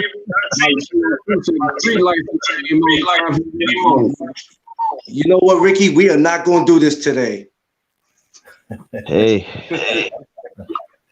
Nah, I think women's boxing, you know, in my opinion, they should just be they should be treated fair just as well as the men, you know what I mean, as far as the pay and everything else. I just feel like we get just as much great women fights as we see the men. And like I said, I have something coming up called Women's Week. Women's Week is when I'm going to be doing an interview with a lot of women for a whole week from Monday to Friday and just basically get their opinions on how they feel about women's boxing and what should be done to for women's boxing to get more recognition. So yeah, it's funny how Basement brought that up because I've been thinking about that for a while now. Yeah. Yes, indeed, man. I don't feel that way. Yeah, and it's sad, but it's true. You know what I'm saying? The thing is, man. Hey, Clarence, we getting feedback, bro. No, there's nothing in the back where I'm at. I'm in the room where I'm always in, so I don't know what y'all keep hearing. You might want to mute because I'm hearing me from yours when I talk. Is anybody else hearing that, or is it just me? Okay, now it's good. It's good now. Yeah, I was hearing it too. Yeah, y'all was doing some feedback. Yeah, it was. It's gone now, though. It's gone now. So, but to me, it's like women's boxing. I mean, boxing in itself is a niche sport. You know what I'm saying? It's a niche sport. You only have a few superstars, right? And you got to think women's boxing is a niche sport within a niche sport. You know what I'm saying? It's just not going to ever be as big as boxing, unfortunately. I just don't see it ever happening, right? Now, to say Clarissa Shields doesn't, I mean, I think she deserves bigger pay. I mean, but like I said, she's not as big as okay, let's put it like this. The reason why Layla Ali was as big as she was because her name was attached to Muhammad Ali. You see what I'm saying? Everything is a popularity contest, which we was just talking about. You know what I'm saying? And unfortunately, Clarissa Shields will have to do something epic. You know what I'm saying? I mean, like knock a bitch out the ring or some shit. You know what I'm saying? And it go viral for her name to pop like that. And she just hasn't done that. You know what I'm saying? What she needs to do is start not only bigging herself up, but bigging up these other women fighters, because even though she's not as big as, you say, Errol Spence or Deontay Wilder, she is the biggest name in women's sports. So she's got to cultivate and bring along these other fighters so she can pop, so they can pop when she's in there with them. You see what I'm saying? Because right now, I mean, she doesn't have any contemporary. You know what I'm saying? Yeah. Who does she have that you can say, ooh, Clarissa Shields versus? You see what I'm saying? None. Right? So, I mean, unfortunately, she's kind of a victim of her own success, unfortunately. Yeah, I think she got some competitors that they could market it, but it's up to the promoters and her not having a major promoter is killing her too. Because, as you transpose her on the US side as opposed to Katie Taylor in Europe, they push her real heavy over there. But the reason that the whole sport is held back is because they won't recognize the American champion, which is Clarissa Shields, which would benefit all women's boxing. So that's the whole thing. It's like their gripe against her that they won't push her is holding the whole sport of female boxing back. Because if they put her on commercials like they did Emmanuel Nunes for Modelo and stuff like that, and let people see her, and like they did with the former gymnastics of the Olympics, like what was some of the gymnastics back then? They put them on Wheaties boxes, and you always see them. Dominique Dawes, Mary Lou Ray. Dominique Dawes, all that. Yeah, exactly. So if they embraced her like that, man, that would just excel the whole thing, man. And then like if she fought like Franchon Cruz's Earn, they fought one time before, that would be an interesting fight. Her and that chick from Jessica McCaskill now who just beat Cecilia Brækhus. They are ones that they can use to market her. They can make it that, but they don't want to even try it. And that's the biggest problem. And I always had a gripe with PBC for not picking her up and giving her their platform, and being able to, have them backing her in some form of fashion would do tremendous things for her. But for some reason, man, they're not interested in women's boxing, man. And that's a shame, Who is Clarissa Shields' promoter? It's some Jewish guy. Yeah, Salito, or Saluda, or something like that. Jewish guy. Okay. Yeah, he little small time cat, man. He should go in there and just snatch that little contract, get him up out of there. But they had her and Boots Ennis fighting on a couple cards together on Showtime, and they, that's been okay for her. But Dimitri Salita is his. Salita? Yeah, man. And that's the only thing that's back. And this is a 2-time gold medalist, man. Why is they? It just shows you how America is not supporting its black athletes all of a sudden now. But if there's some type of major thing going on in the world or something like that, and somebody like Joe Louis goes around and helps the war effort, they'll like you for a season. But when it's over with, they shit on him, and you end up being famous. That's America, you know what I'm saying? It's like, to me, it's not to like. I think that comes to the point where we as the populace don't understand or want to believe where we're at and what goes on. It's not that they believed in Joe Louis or Michael Jordan. It's just they give you that one. They give you that one that you can aspire to be, and then when they gone, they shit on them. You know what I'm saying? It's been like that. That's the way it is, right? So for Clarissa to expect America to sell her like that, I think that's a bit ignorant. You know what I'm saying? And I think that's ignorant on our part. She's a black woman in a male-dominated sport. I think that's just the nature of the business. And like I said, it's not that I don't think she's great. I think she's great for boxing. It's just she's a niche fighter in a niche sport. She's a niche fighter on a niche. Boxing is a niche sport, and she's a niche fighter basically on the undercard of a niche sport. You see what I'm saying? It's just hard. Yeah. It's just hard. Yeah, you're absolutely right, bro. But that's the whole problem in boxing altogether, though, because boxing itself should be bigger than what it is, and because of that, it trickles down and it results like that to her, and that's really shameful, man. But like I say, I hold these big promoters accountable, man. But now, like we were just saying a little earlier, brothers, like y'all was saying, man, people doing the online thing. If some of them sisters would pull back and say, well, look here, let's go ahead and put ours on there and produce our own thing, they can still generate their own wealth without all of the publicity and all that. And maybe it'll pick up, and maybe they'll, Yeah, and again, like I said, where that comes to is it's up to us, the fans, to tell the fighters and the people in charge what we will and won't accept. But it's up to the fighters to change their industry. This is where they work. This is where they live. It's up to them. There you go. Up to them, right? That's the point right there. Yep. If you're asking me what Clarissa Shields should do, she should fire her manager, her promoter. No joke. Yeah, right. Get him out of here quick. Get the middleman out of there, right? She's a huge presence on Instagram, Snapchat. She needs to learn to use her again, build her brand, right? Get at some of these people that she's cool with. Hey, hang out with Errol Spence. I ain't gonna say interview him, but go train with Errol Spence. You know what I'm saying? Get up under Errol Spence. Go under Errol Spence promotional company, Man Down Promotions. Go to Lions Only. Get under their promotional banner. Right. Another great idea right there. That is awesome right there. I like that. You're absolutely right about that, Ricky. Right. Sure. You gotta eliminate these middlemen. And like I said, if we're gonna support each other when Errol Spence saying he's a boss and Devin Haney saying they the boss today, okay, you know what I'm saying? If you got the way to help a sister or brother up, this is your time. There it is. Right there.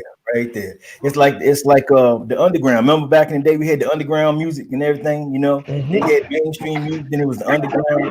I mean, that's how Motown got going, Motown was built on the underground type of thing, and next thing you know, shit, it blew up the mainstream. Yeah. Same type of thing. But we keep going with them and following their game. When we step out and change the game, that's when the game really changed. And it's just a matter of time before America catches on. That's just the way it works. Mm-hmm. Telling people America invented nothing. They stole everything or adopted it. They ain't invent shit, bro. Yeah, because like when America needs you for something, like when they needed Joe Louis stepped up for them. They was cool with that. Everything all right. Then after that, they drop them. Yeah, when the need is fulfilled, okay. Or even on Jesse Owens. Hitler says, well, we're this, then that, and we're better. We'll beat the American. Oh, really? Now the president, we were going to beat the American. It's all a bunch of horse jobs. And the opposite of that spectrum is that you have people, when they in the game, they telling the truth, a.k.a. Mike Tyson. You know what I'm saying?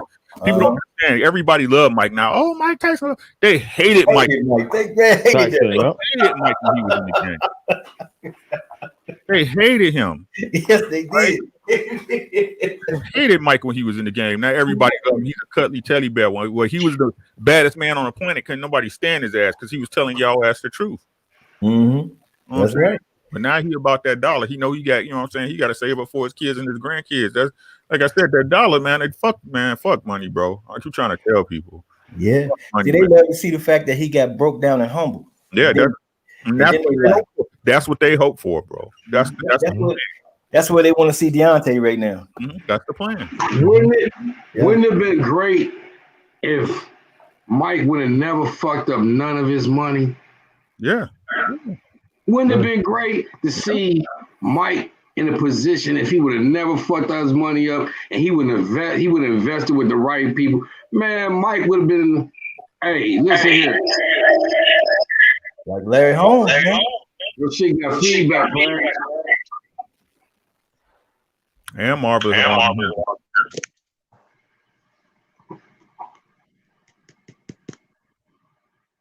Like they were saying, hey, wouldn't that be great though, man? Yeah. If Mike would, man, come on, man. He'd be a billionaire. But the problem is, but this is where the situation comes in as far as this place as a whole. All right, and you send your kids to public schools for, I don't know how long Mike was in school or whatever have you, but you send your kids to public schools and they don't that's for indoctrination. They don't teach you how to manage your money, how to apply for credit, how to build your credit score, how to set up a business line of credit, and you don't know when you in it. That's the whole thing. I'm sure all of us had a time when we had dough coming in and we blew it because we didn't know. We thought it was going to last forever. You know what I'm saying?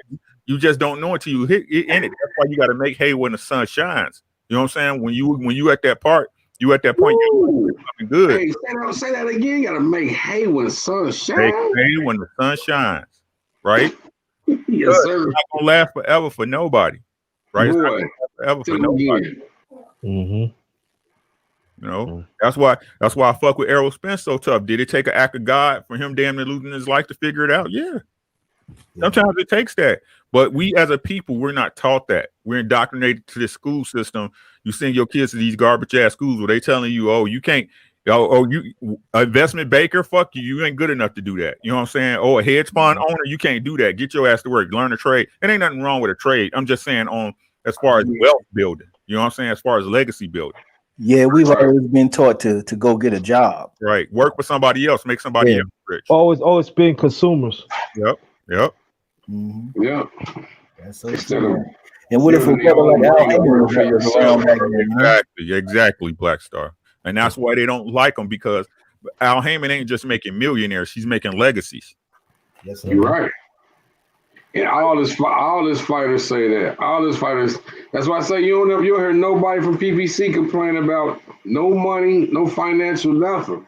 All right, and I'm not saying it's not no disgruntled employees at PBC. It is. This is, they got a bunch of undercard fighters right now who ain't making no money.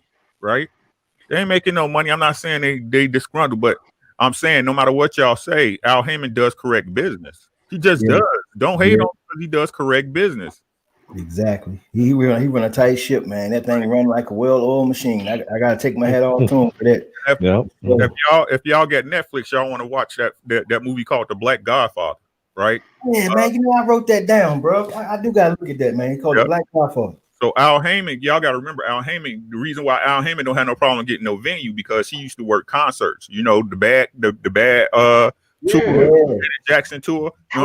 Yeah, back in the 70s and 80s and all that. Yeah, he was the one behind all that. And the Black Godfather, I can't remember his name is, but he basically a mover and shaker. Basically, he's the liaison between Hollywood and the black stars and the nigga stars, basically, right? And what he was teaching them black folks, even though you got to deal with these white people, y'all don't know y'all worth. Y'all letting these white people pay y'all whatever the fuck they want to pay y'all. No, you ain't asking for enough money. You see what I'm saying? You're not asking for enough money, right? And like I keep telling people, man, it ain't about money. It's all about relationships. It's all about relationships, because you got to be good with people, because people is where you get your money from. There you go. and he built up a great reputation. And so they know that if they do business with him, he's solid, and they don't have to worry about nothing financial or any managements or none of that. Like I said, people don't understand, even if because Al Heyman, he working with a hedge fund. That's where he get his investment money from. That's where he get his capital from. But it don't matter because he knows so many people in the game.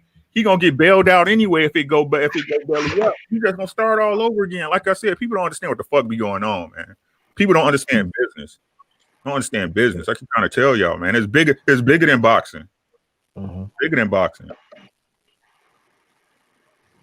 That's fact, for sure. Man. Yeah, but that would be a good thing to see, man, because that would definitely revolutionize the sport. And I think if something happened with PBC or something like that, they would roll with something. I think a lot of guys would be forced to do something like that. But you would imagine guys would be doing this by now, you know? And this is why they don't want Al Heyman to take over boxing in America. You'll put too many black people and too many black men and women in a position to build legacies and build wealth, not just rich. Well, not no 360 deal where your money spent before you get it, motherfucker. You be wealthy. You know, when your grandkids can grow up and go to private school and Yale and all that bullshit. Yeah, exactly. And that's the genius of it all, man. And that is definitely a beautiful thing, man. And it's like, it's funny, he knew to get out of the music business because he knew the music business was changing. And it was going in a direction that, hey, I can't profit off this in this direction. So, hey, my brother was a fighter. I know a little bit about the fight game. Let me go over here and let me retweak this thing. Hell, man, he hit that ground running, man. He was doing fights on fucking Spike TV, Bounce TV. He didn't give a damn. He was on the Weather Channel. He put fights on everything. You get a fight. You just got to get your name out there. Like I keep telling people, y'all want these brothers, y'all on Vlad TV. You're not on Vlad TV because he's popping. You're on Vlad TV because you're popping. Yeah. Because you're popping. Right? That's what people don't understand is a music game. You're going to make more money independent than with a deal. Exactly. You're going to make that was shocking me with MC Hammer when he said that when they presented him with his first deal, he was selling his CDs out the trunk. He said, man, the guy made an offer to him. He said, huh? Man, I can do that. We can do it. Selling them out my trunk. They was like, huh? Prove it. So they made him. He came to them and showed them the paperwork, and the guy was like, wow. They had to re-up their deal to him. Shoot, man, I would told that man kick rocks. Shit, after that first offer, that would have been it for me. But what people don't understand is that when you look, man, no matter what nobody say, they never paying you what you worth. They never paying you what you work. You got to remember how long these people can market your music and get royalties off your shit after you dead. You know what I'm saying? They'll never pay you what you worth. You better off just fighting to fight yourself. That's the problem with T.O. Man, look, the reason why T.O. and them act the way they do because they ain't never seen money like that. Right? That's why Devin Haney's so cool with it because they was getting them checks already. Yeah. Devin and them refused to get tied to somebody like that. That's right. That is smart, though. I'll give him that. Definitely give him that. You got to control your own destiny. You got to be able to control your own destiny. Yeah, they just got to break away from Eddie Hearns now because that's waste. They got to, yeah. It's a matter of time. I'm sure Bill and Devin just waiting for that contract to expire. I'm sure they're just waiting. But like I'm telling y'all, in business, you got to move in honor. They can't be down talking Eddie and being all shiesty and shit like that because that's it's gonna come back to bite you in the ass. But, but this is my thing of it. Why did they even go to Eddie route in the first place? I don't know. That's the mystery right there. Why go to Eddie route in the first place when y'all already had it in y'all mind? Right. We're gonna come up with Devin Haney Promotions. So why not come into it? I don't know. And team up with PBC. I don't know. Maybe and do your own thing, just like the rest of the PBC fighter. But instead of trying to go with Eddie Hearn, and his overseas shit, his UK shit, and you a US fighter, right? But they making the Jalen White fight happen again. Right. Come on, man. But bro, guess what? Bro? Sometimes you got no offense to the UK, my UK listeners. No offense to none of you guys. No doubt. No offense. This is Eddie Hearn and Bill Haney. I got a problem. Right. You're absolutely right. Guess what? Guess what? Guess what? Guess what I'm about to say. What's up? But sometimes you got to eat a shit sandwich to get where you need to get. Nope. Sometimes who knows what talk? We don't know. Like I said, I can't go on what I know, what I don't know. Right? Maybe they never talked to PBC. Maybe PBC was trying to give them a shit deal. Maybe they didn't like the terms. But let's see what happened afterwards.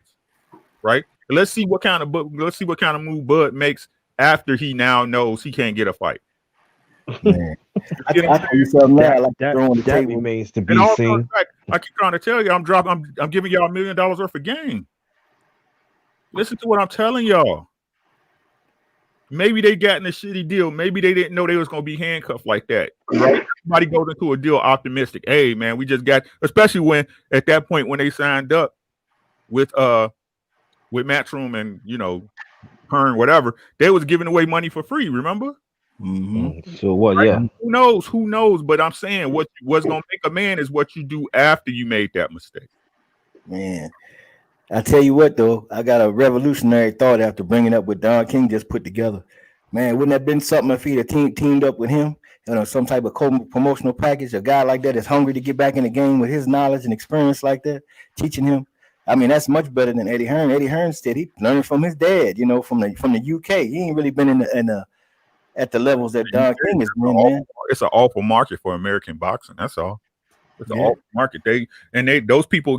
I mean, the Fury shit, the Fury and the AJ shit show you those fans are loyal to a fault. You see what I'm saying? They loyal to a fault. They don't give a fuck.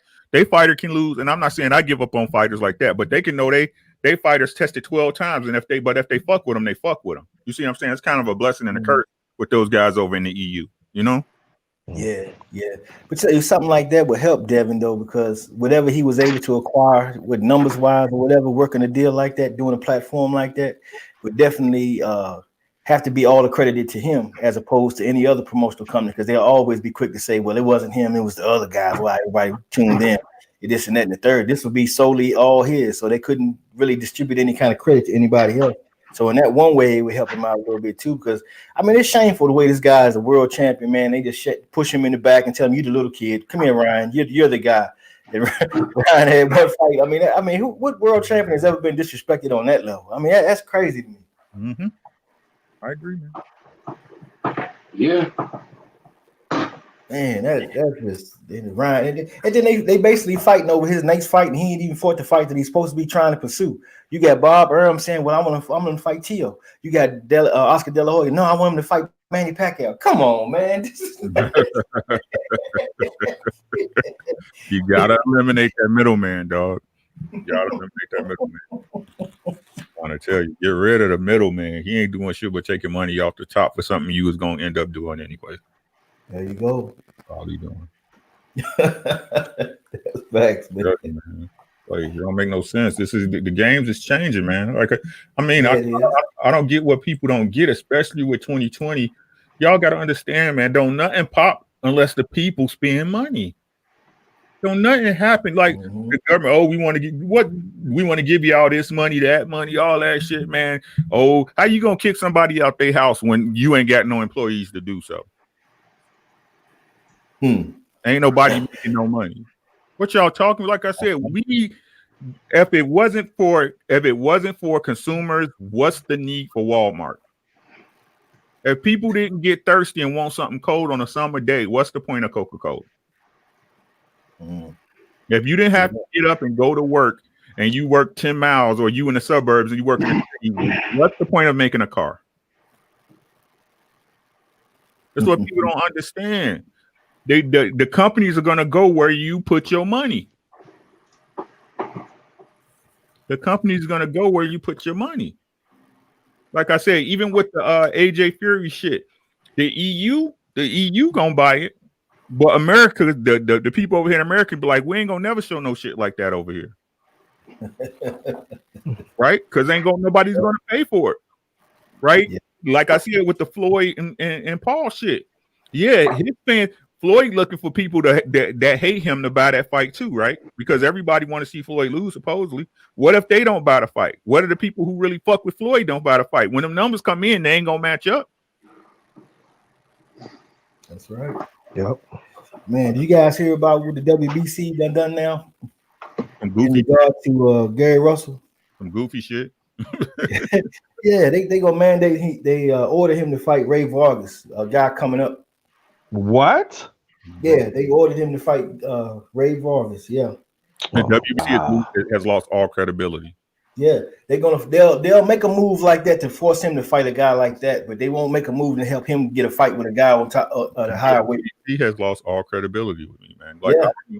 I don't even want to hear it. Like, I mean, I understand the belts for leverage and shit, but as far as them as a credible body, I don't give a fuck. Fuck the WBC. Fuck Superman. Fuck his mama. Fuck his daddy. Fuck his dog. Fuck his gardener. Fuck his butcher.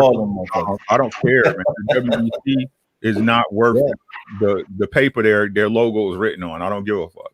They're not good for boxing no matter what nobody says. There's nothing that Suleiman or anybody can say to me that would tell me the WBC is worth a goddamn piece of spit. I don't care. Mm-hmm. Yeah, that's the doo-doo green belt now. I don't care.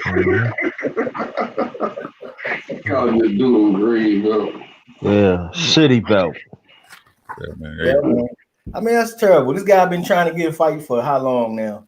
And he done called out some names. About 2 years? Yeah, they could have mandated the WBC champion up. Was that Burchell? Did it? Yeah, they could have ordered him to fight Burchell, but they don't do that. But now you have a Latino fighter trying to come up. They right into action. Oh yeah, yeah, right.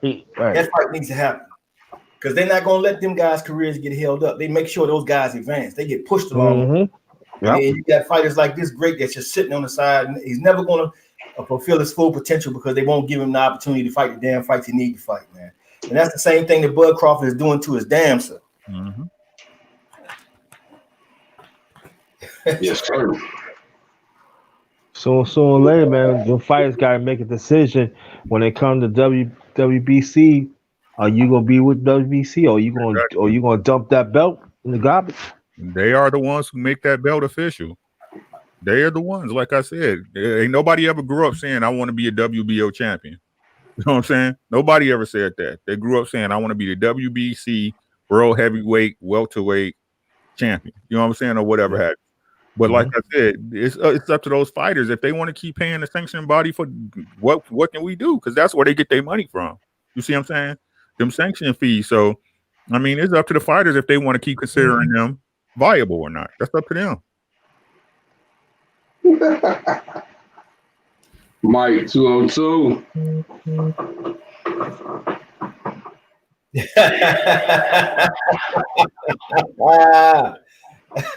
Mike cutting up on him, man. Oh no, that's crazy, man. Hey, Basement, what's going on with your boy AB, man? They say he looking good, man, but he ain't got no opponent now. What's going to happen on? Hey, that's crazy. I was just about to say that too. Like, man, what's the? Ain't nobody heard nothing about who gonna pose. And they said he. I did hear this. Hold on. Let me see if I can find it real quick. Cause I like proof. The proof is in the pudding. Hold on. They said, let me find it.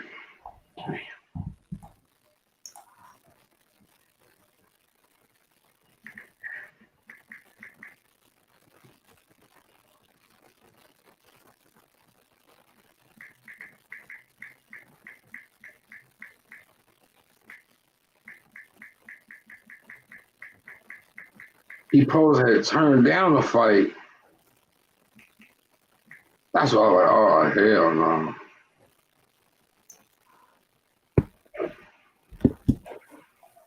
He turned down the substitute? Because the other guy, he popped, what is he had? A COVID or something he had to pull out? Yeah. Hold on, man. I'm trying to find it. The beard. Hey, speaking of the vid, man, I wanted to make a point to everybody, man. Listen to this, right? So now the vaccine's supposedly out, right? Yeah. Yo, and I work for the school, right? Now listen. Now we've been going all this time wearing just a general face mask, right? You know, you buy a face mask off Amazon or wherever the fuck. Yeah. Well, I get some paperwork the other day in my email saying now you gotta wear a face shield with a face mask. What? Right. He's talking about the second strand. He's talking about the second strand. Right. What's the point of a vaccine? And funny how the second strand because the vaccine come out. And a lot of people ain't getting vaccinated. I'm not getting vaccinated either, boy. Right. It's the flu. Dog, it's the flu. That's it. That's it. It's the flu. Listen. Hey, listen, I hear what you're saying. But I know like 20 motherfuckers with it, and some motherfuckers, man, it's the flu, but it's a strong case of that shit, man. And I'm talking about healthy to unhealthy people. You feel me? Family members. 5 family members of mine that had it, but a lot of them have prior health histories. Listen, 2 of them didn't. Out of the 5, 2 of them didn't. Man, I want to catch it. Now I'm gonna tell you this: my cousin, she was one of the first to catch it. She was in the hospital for 63 days. She got lupus. Yeah, you have a problem fighting off infectious period again, right? She was fucked up. Yeah, she got a problem with fighting off infections regardless. My uncle, he's 70. Yeah, it's really worse on you if you get. He caught the shit. Now one of my cousins, he catch it. Like they marketing it though. That's the thing about it though, man. That when you take numbers. Yeah, go ahead, brother.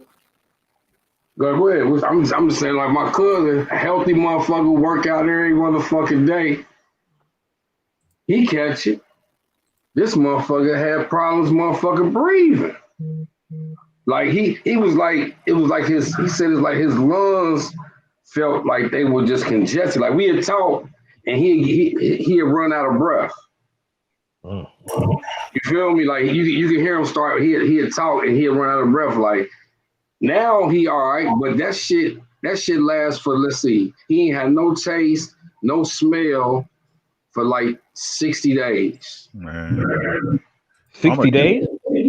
He ain't had no taste or smell for 60. Now he was after he went and got tested, and they had the shakes, not the shivers, all that cold fever shit. That shit only lasted 2 weeks. But afterwards, after the 2 weeks, even though they said it was cool to go be around motherfuckers and shit, he still had problems with his motherfucking wind. He said change his eating habits, but this we talking to right. I hear what you saying, Mike, but we talking about a vegan right here. He up on it, sea moss, everything. Yeah, we up on it. But I don't know, man. Just I haven't caught it, but I just know, man. Certain people, I know it's been rough. It was rough on it. Like it was rough on my cousin for like 2 months. You feel me? And he finally back to where he could work out and everything, but he was just like he was short on breath.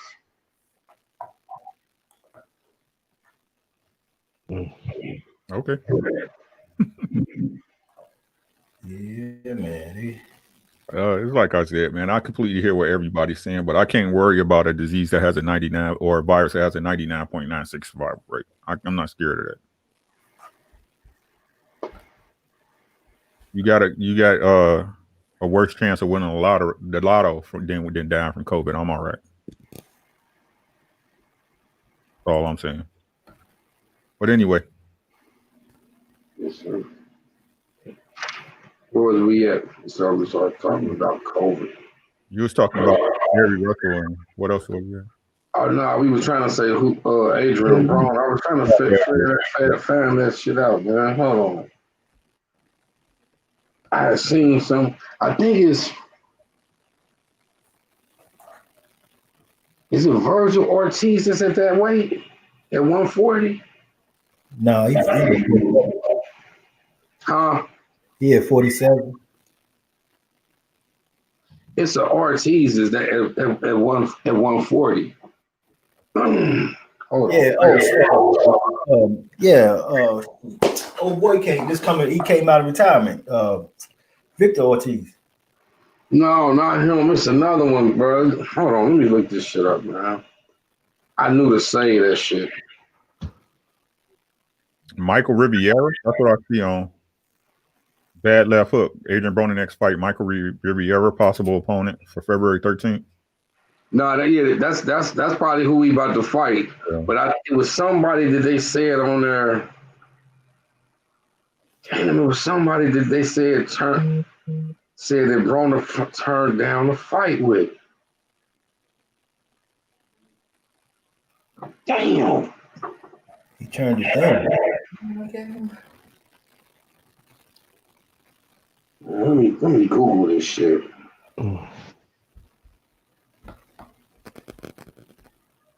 Yeah, I didn't hear about him turning that down though. Man, I just seen it. I just seen it yesterday, man. I just seen it yesterday. Somebody at the 140.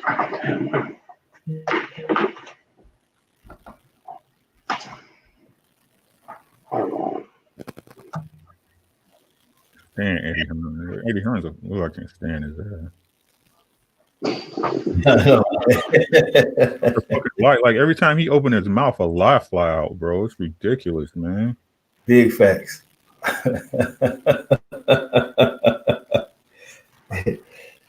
don't see how y'all like how many times, man, a motherfucking lot of y'all and y'all just keep eating it. Ridiculous, man. I don't believe shit. That man could tell me the sky's blue. I'm gonna run outside and look. Y'all, man, stop, bro. Yeah, you gotta double check because that mug, man. He ain't got no truth in him, man. He's none whatsoever, bro. All cap, man. He might as well just walk. Don't even take his cap off when you walk in the building. Just keep it on. Oh man. All cap, bro. Hey, hold on, bros. I gotta step away for a second.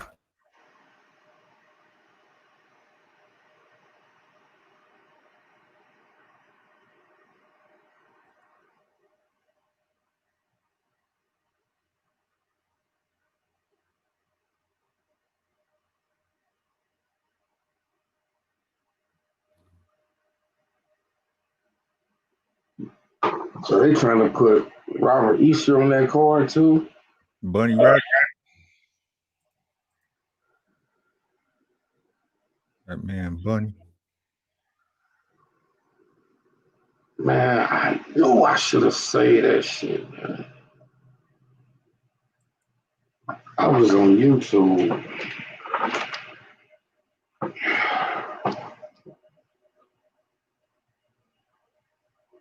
Yes, sir.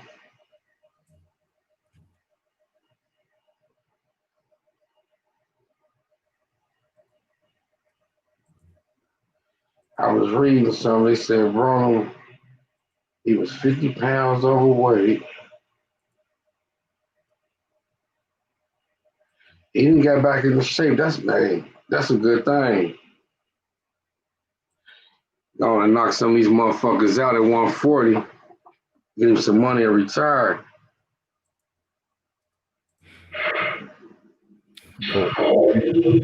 Bunch of bad.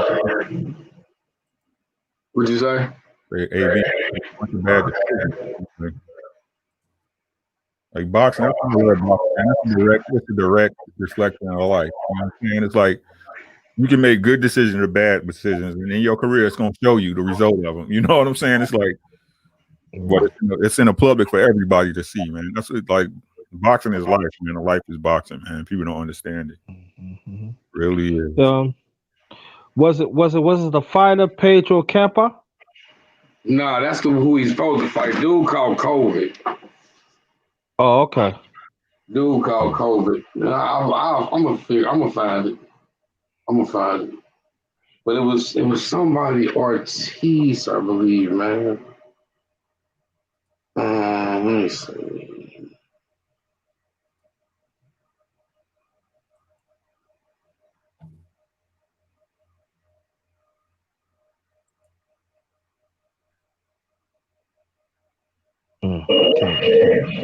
Because the Ortiz guy, I think he like 16-0. He's 16-0, 17-0.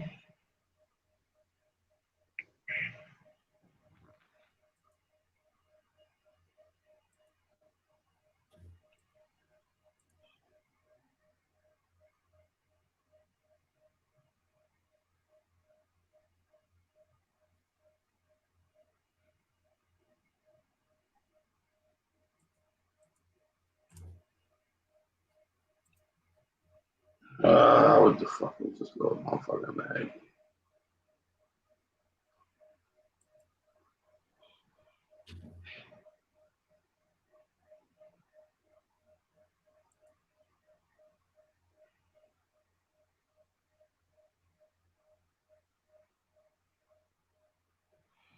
Oh.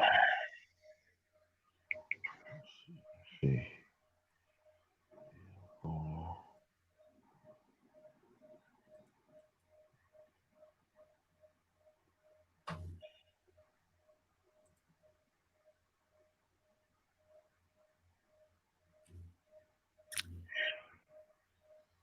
Not it. What's his name? Virgil Ortiz. That's his name. Virgil Was Ortiz. it okay. Yeah. Virgil Ortiz is his name. He like 17-0, some shit like that. Virgil Ortiz. Yeah, Virgil Ortiz. Virgil Ortiz, Vergil. Yeah. What's the dude, man? Okay, so this the dude that they were saying they were trying to get Errol Spence to fight coming up or whatever. Now that he was champ, saying fight Virgil Ortiz Jr. Yeah, I don't know, man. Like, let's see. So he beat Samuel Vargas, Brad Solomon, Mauricio Herrera, Nestor Garcia. Those are like he young in the game, man. I don't know. AB, I don't know. Right, that's what I'm saying. I was reading some. I'm gonna find the exact article. But I was reading some shit on Dude yesterday, and they were saying that Camper tested positive. Somebody in his camp tested positive for coronavirus, so they was trying to find somebody else to fight. And I guess Dude was calling out AB or something, and then AB was like, "Nah, I pass on fighting him." Yes, indeed. All right, fellas, man. Back in the jump. Man. What we talking about, good brother? And we still talking about AB. I found out. I found the guy who it was. Oh, who was that?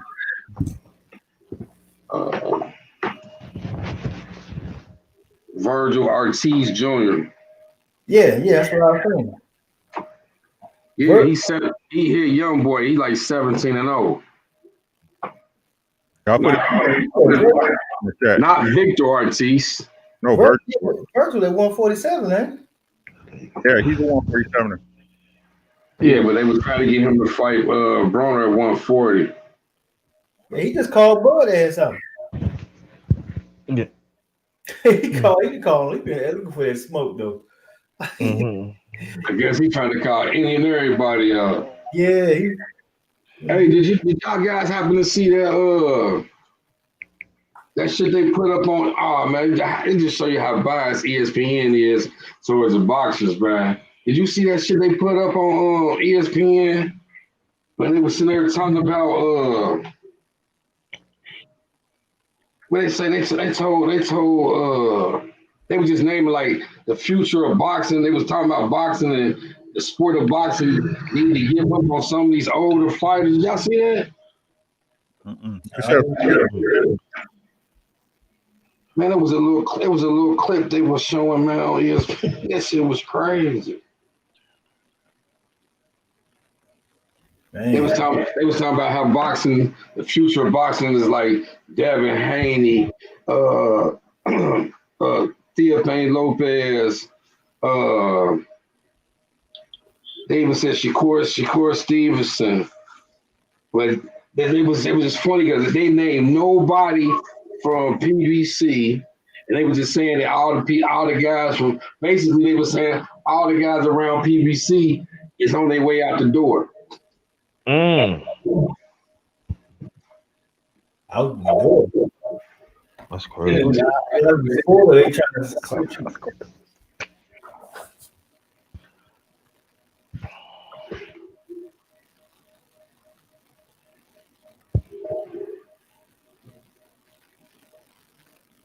Hold on one second, y'all. Cool, my dog's barking.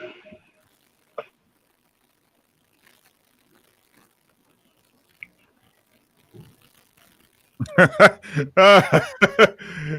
I'm on ESPN, y'all. Hold up. I'm gonna read out to y'all what it say, right? So this article they got is that bold predictions for 2021, a new Four Kings era Anthony Joshua Tyson Fury fight will happen. So this is the day predictions, right? Shakur Stevenson will win multiple junior lightweight titles and become the #1 fighter in the division, right? Then they say Tyson Fury knocks out Anthony Joshua to become undisputed heavyweight champion.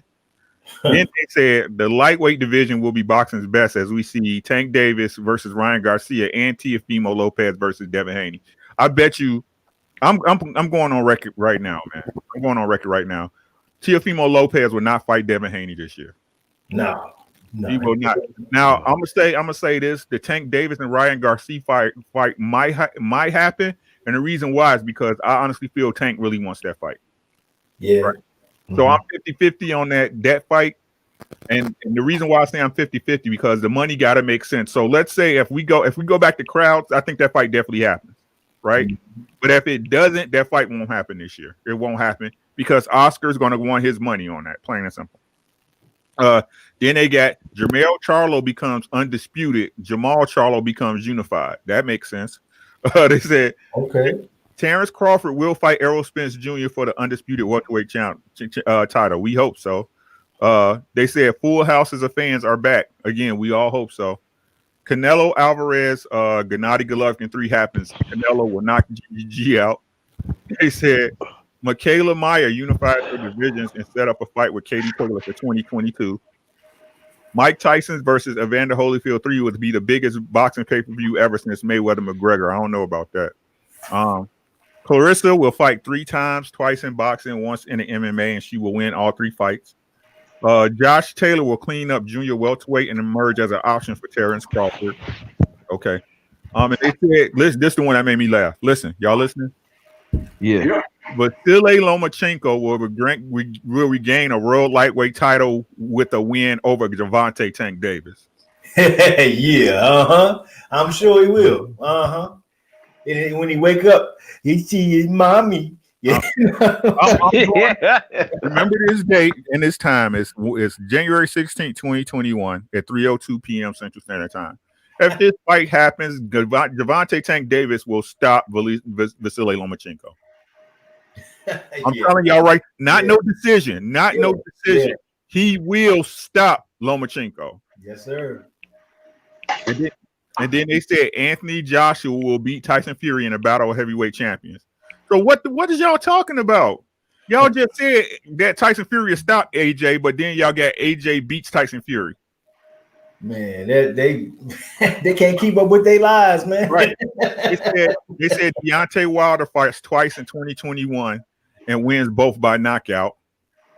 And then they said Teofimo Lopez vacates his lightweight titles and fights the undisputed junior welterweight champion. I believe that's gonna happen. And that's it. Man. Come on, bro. Like I said. But I'll tell you something I want to say about that Canelo Triple G thing. People keep saying, well, he gonna knock Triple G out, but we know Triple G has regressed. We know that. But at the same time, they push in the narrative that Canelo, he's getting better. No, he's fighting worse and worse opposition. When he get in there with Triple G, we're gonna see how much he has regressed as well. To be honest with you, bro, I honestly think like Canelo is a different. Like, I agree with that one, man. He's gonna stop if they fight again, man. Like Canelo right now is at a different level than GGG currently. Man. Yeah, I honestly believe that. Now, one thing I give Triple G is he will fight him.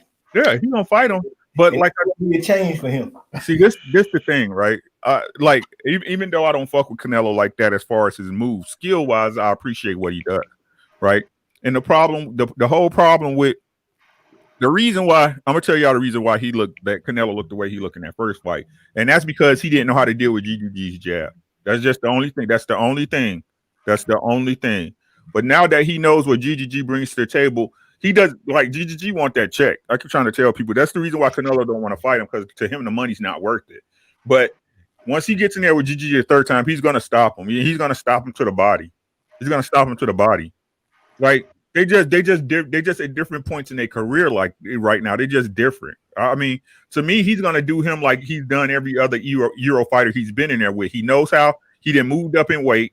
You know what I'm saying? He's a bigger guy now, as far as muscle wise. Those shots that GGG hit him with's not gonna do what they did to him before. They're just not. He's gonna stop GGG to the body, y'all. Call it if they make that fight. I'm calling it right now. Again, 305 on the 16th of January, 2021, the year of our Lord and Savior. You know what I'm saying? He's gonna stop GGG to the body. Everybody knows. Everybody knows what GGG is now, man, and Canelo does too. He doesn't want to fight that fight, not because of the check. He just feels it's a waste of his time because he know what he can do to him. But you know, I'm a firm believer in LSI too. Let's see it. You know what I'm saying? So yeah, but you know, and my only way of going that way is really thinking about getting him in there with anybody viable, man. That's like the best competitor he would even consider, it seems, because everybody else he ain't trying to get in there with. And I know Triple G. I know you say he wants the money, and that may be true. But if there's a shot that he really wants to just go kick Canelo's ass, then I think that gives him an edge because Canelo ain't fought people like that. Everybody that gets in the ring with him runs backwards. And if he can get in there and, I don't know. I'm not saying he'll win, but I think he'll give him a struggle. And it might be enough to where he because he not trying to have that trilogy with him, man. He really ain't. It ain't like I really want to see it. There's other guys I want to see him fight. But if it had to happen, that's kind of where I'm not really, all the way sold on it. But it's just a thing where I just, have a thought like, man, maybe who knows? Because I don't believe that Canelo is improved like everybody's saying he has, and them feet just they just concrete. Yeah, but Triple G feet's lower than his. So, like I said, we'll see it. Let's see it. You know what I'm saying? Fuck it. I'm gonna watch it anyway. I'm not gonna pay him. I'm gonna stream it on some bullshit. You know what I'm saying? But, yeah, exactly. He ain't getting no money. Yeah, right. I can't get no monies on that. That's facts, man. Yeah, but I just want to see him fight some damn body, man. I got him and Bud in the same boat. They got to fight some damn body. I want to see him and Charlo, man. That's the fight I want. Oh my God, man. Me too. Yeah, that's the fight I want to see too. Man. I don't care about any other fight. Yeah. I don't. I mean, because if Canelo number one pound for pound guy, he's this guy that they making him out to be. Why the hell would you leave 160 where all the smoke is at, where all the big fights is at? Hey, them should be the fights you want to have. Why you want to? I'm gonna go to 168 and fight these couple light touches that I see up there. I can take advantage of that. But Black Star because he want to fight potato wedges. Mm-hmm. Yeah, but they don't call him out on it though. His fan base endorsed that shit instead of saying, "Damn, man, that's kind of weird. Why would you want to?" These are the fights we want to see. We want to see you fight Charlo. We want to see you fight Triple G again. We want to see you fight Andrade. Hell, if you go through that gamut right there and get undisputed in there, shit, hey man, pop your collar, pimp, because you a bad motherfucker. But he won't even try, man. He won't even try. Yeah, man. Like I said, it used to be the point that a fighter would get to be the champ so they can get the best competition. Now they get to be champs so they can duck the best competition. Exactly. And right there, you see the difference between him and you see Errol Spence. They both moving completely different because Errol is in a division that's like that, and he going through every damn one of them. I'm gonna go over here. Let's see Errol come out tomorrow. So, well, I'm gonna go down to 140 and fight Josh Taylor, Ramirez. Right. Yeah, I'm gonna go down there and fight them guys. Yeah, maybe Regis Prograis. I'm gonna go over there. Man, but they be criticizing his ass from the left and the right. Man, oh man, he should be doing this. And Earl's a big guy. And here, oh my God, they be going ballistic. Wouldn't be able to stop him, man. It'd be 24/7, 368. You know what I'm saying? Just Or if you say I'm going to 54 and fight Tex Earl, why Tex Earl? Why you want to fight him? Yeah, they didn't criticize Bud for fighting. I can't believe I can't remember his name now, but he always throws his name out there. Australian cat when he came up, he got that title. Bosos or Jeff Horn. The great Jeff Horn. Yeah, the great Jeff Horn. Bud beat Jeff Horn. Boy, just beat Jeff Horn. Man. I don't get like, what do y'all call competition, man? What y'all call competition, man? Yeah. Oh, he beat, man. Like I keep trying to tell you, man. Like when I'm playing my grandkids in 21, I'm the GOAT. I'm the GOAT. I'm the greatest of all time. Ain't no shot I can miss. You know what I'm saying? I go play with my oldest son. It's a whole different ball game. I play with the kids in college. It's looking different. You know what I'm saying? Like, y'all, man, it's different. That's like I keep trying to tell y'all when Bud, the fight between Bud and Errol is going to happen. It's a matter of what a win, not if. Just like Manny and Floyd, it was a matter of not everybody knew the fight was gonna happen. It was a matter of when, not if, right? And when it happens, I'm keep trying to tell y'all, Bud fans, it's not gonna look like y'all think it's gonna look. Man, Really not. It's really not. nope. It's really not. It's not.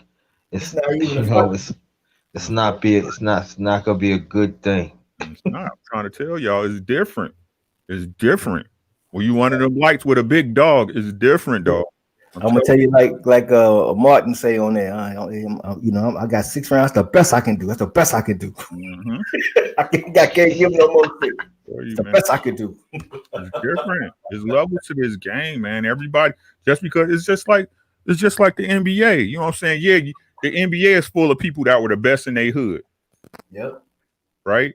The best. They go back to their high schools and they playgrounds. They schooling everybody. But then you go to that next city where somebody else the man. It's different. Mm-hmm. It's different. You know what I'm saying? And like I said, I don't take nothing away from Bud. Bud is an awesome talent, man. But his talent has not been tested against the best. Yeah, he had second and third grade titles. He want to come to the 6th grade and start making demands. It just hasn't, man. That's all. The only problem. I got 2 problems with Bud. Like I said, he doesn't correct his business correctly. He doesn't conduct business correctly, and he ain't fault nobody. Mm-hmm. He ain't fault nobody. I don't care if you talk about the last real fight he had. Again, was against Victor Postol. That was the last real step up fight he had. Even when he was in there with Gamboa, he was shaky. Mm-hmm. Did he figure Gamboa out? Yes, but it shouldn't have been with that. When you got a 8 reach, you got a 8-inch reach advantage over this man, and you the bigger dude. Exactly. It shouldn't even been that. You know what I'm saying? But y'all want to talk about Devin, who won 12 rounds out of 12. Man, that's a good point. I love that point right there, good brother. Right there. That right there says a lot, man. Because he did not wash a Gamboa like that, man. With all them huge advantages over him, he didn't, and he did, man. So I like that. That's it, man. And if you keeping it $150, Gamboa always either he got gassed out or tired in all his big fights. Uh-huh. Like I said, y'all don't want to analyze the fight in context. Y'all just want LeBron stats. You know what I'm saying? Them LeBron stats. It's like, okay, LeBron, the first player to score 30 points when it was raining outside and dark with ice on the ground. Who gives a shit? Y'all just looking at the end result. Y'all not looking at the context of the competition and fighters. But once you get in there with a dog that's healthy, that ain't got no questions and no asterisks, it's gonna be different. Yeah, and that fight with Devin against Gamboa was better than this now Ryan Garcia versus Luke Campbell, because this guy here could actually take a punch and give a punch, and as well was very technical. So if it wasn't for Devin Haney being a champion and he looked at it as a step-up fight, that was a better fight for him. It was a better test, and he washed that cat clean. I mean, there was no doubt about that. And this the reason why Tio don't want to fight Devin, because like I said, y'all got to understand the mentality of a fighter, right? I don't care what nobody say. Devin doesn't have one-shot knockout power. No, He doesn't. The one highlight he got on the zone where he knocked dude out, he had to wind up from the mat to knock that dude out. Yeah, he stepped into it and he Hail Married that guy, right? He Hail Married him and he knocked him out. Devin does not have one knockout power, but what Devin does have is great feet and great defense. Mm-hmm. What Devin will do is embarrass you without knocking you out. That's it. Sometimes it's better to get knocked out, right? It's better to get knocked out because you know what, in boxing, anybody can get knocked out. What they say, right? Any given night. But for me to embarrass you as a professional for 12 rounds does something to your psyche and your confidence. It does something to you, right? Any man, like I said, in a fight, you get knocked out. Oh, yeah, he knocked me. He got me. You know what I'm saying? My bad, right? But what Danny Garcia got to go back to the drawing board. Exactly. Right? He couldn't say nothing but what? Hey, Errol's jab, I couldn't do nothing with it. I didn't think he was like this. Right? It's different looking. It's different on the outside looking in, right? He's the best man. Ain't shit I can do. Mm-hmm. See, it's different than saying he caught me, right? Oh, man, he caught me. You know what I'm saying? Fucking what's that? Dillian White. Mm-hmm. What is he riding everything on that rematch on? Oh, he just caught me. Uh-huh. right? Not the fact that he timed your shot and knew you was gonna lean your head that way when you threw a jab, right? Yep. Right? You can't say that because that means he got you figured out. That's it. And he was done as soon as he touched him. It was done. Cooked him. He knew the shot was gonna land. He knew the shot was gonna land. He know what you are. Yeah, he knocked out so bad he got him talking about I wasn't knocked out. Shit, yeah, you was. Man, You wasn't. Moment in time just missing. It's just blank. You know what I'm saying? Like, damn, you know what I'm saying? Just like I said, man, the same thing gonna happen to him. The same thing gonna happen to him. Like, man, it's different when a fighter got you figured out. You know what I'm saying? That's why Maidana didn't look the same against Floyd in the second fight. He had you figured out. Man, did he? Shut that shit down. He sure did, man. That's great. Floyd, when Shane caught him, after he didn't, Floyd, once Shane caught him with that straight right, he didn't get caught with that shot all night, dog. Oh, more. It was over at that. That was your one and done right there. Come on, man. It's different when a fighter got you figured out and Floyd started walking to him. Daring you to throw that shot again. Come on, man. Come on. This is boxing, bro. Y'all come on, get on. Come on, man. Get on the elevator, bros. Get on the elevator, man. Level up. Like I said, man. People don't understand what y'all watching. Salute WB Boxing in the building.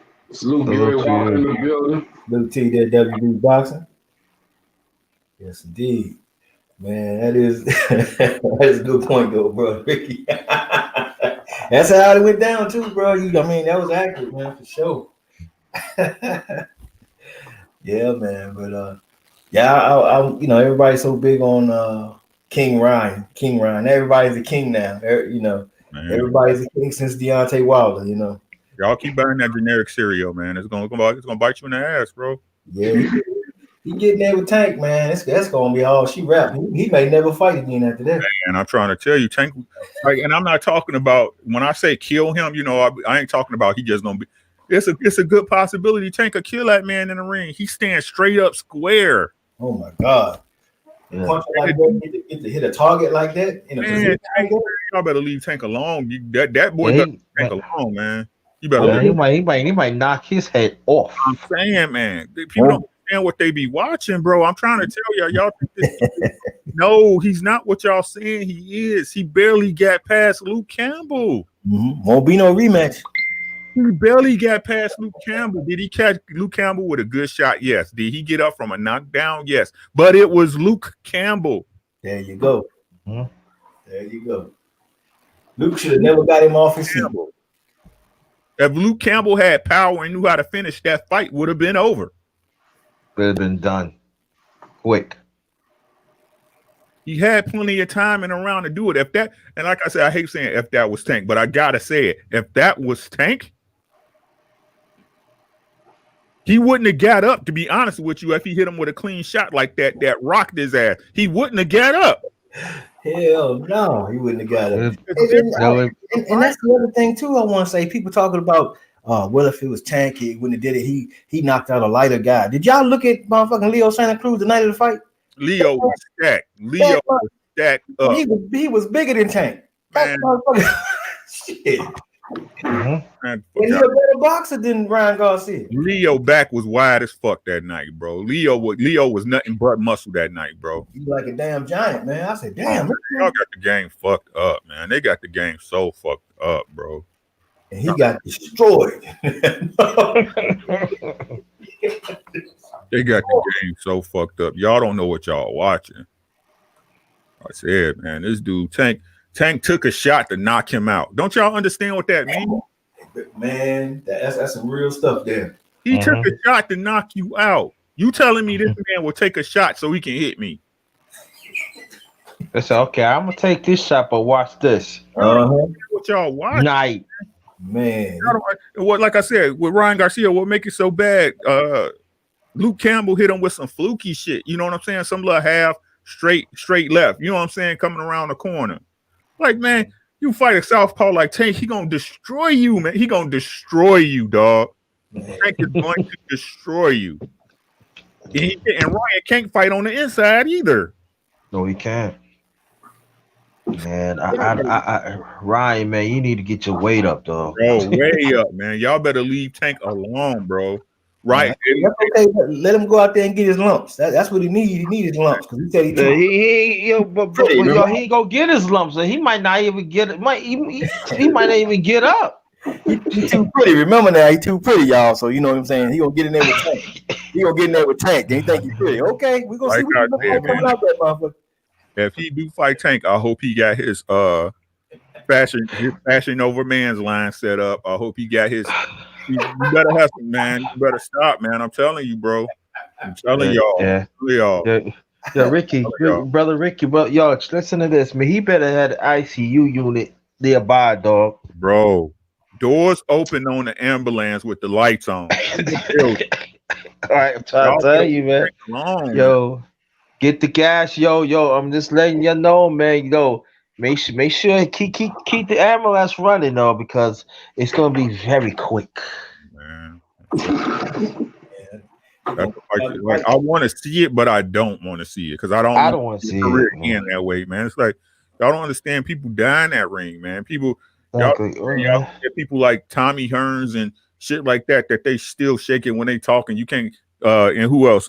James Toney, who you can't even understand the words coming out of his mouth. Right, bro. Oh, man, y'all gotta understand this game. We love it, but you could die in there, bro. Hey, man. I mean, like when Tank hit wine, man. I don't want him to become a vegetable, man. You know what I mean?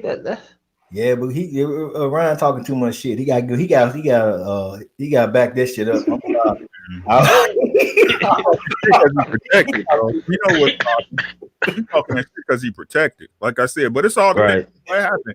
Like De La Hoya, it's like I keep trying to tell you, De La Hoya, y'all don't understand. These promotional companies are on a thread. They surviving by the skin of their teeth right now. People don't understand it right now. Right now is a pivotal time in boxing. It really is. It's a pivotal time in boxing if you know what's going on in the background. It really is. Golden Boy is 1 or 2 bad fights away from going into bankruptcy. Yeah. They're 1 or 2 fights away of going into bankruptcy. And Lord knows. Actually, for real, Ricky, who the Golden Boy got besides Ryan Garcia? They got nobody. Nobody or the only person they got right now that that they don't have to build up is Ryan Garcia.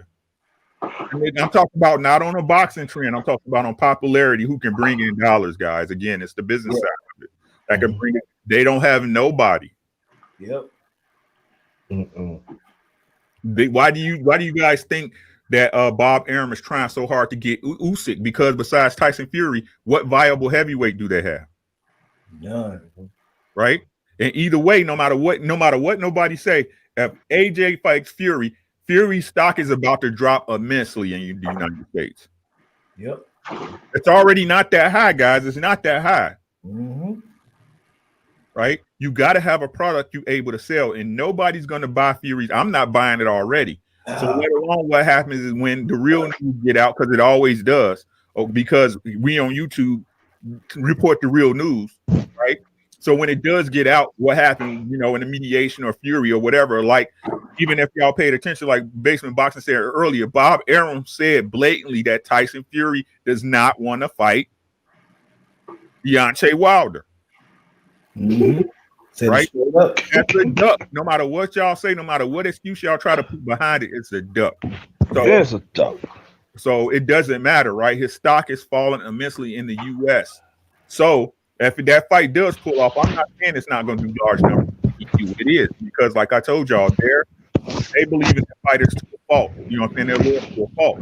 But after that, what market are you going to be able to get sell fucking? We already know you can't sell AJ over here, right? Nope. How are you going to sell Tyson Fury to the American market after you duck Deontay Wilder? You got to get Usyk, right? It's a changing of the guard. The reason why they are so funny about why they cheated or allowed Deontay Wilder to get cheated, because you cannot have the PBC with the top welterweight black, the top 154 pounder black, the top 160 black, the top heavyweight black on the same fucking profile.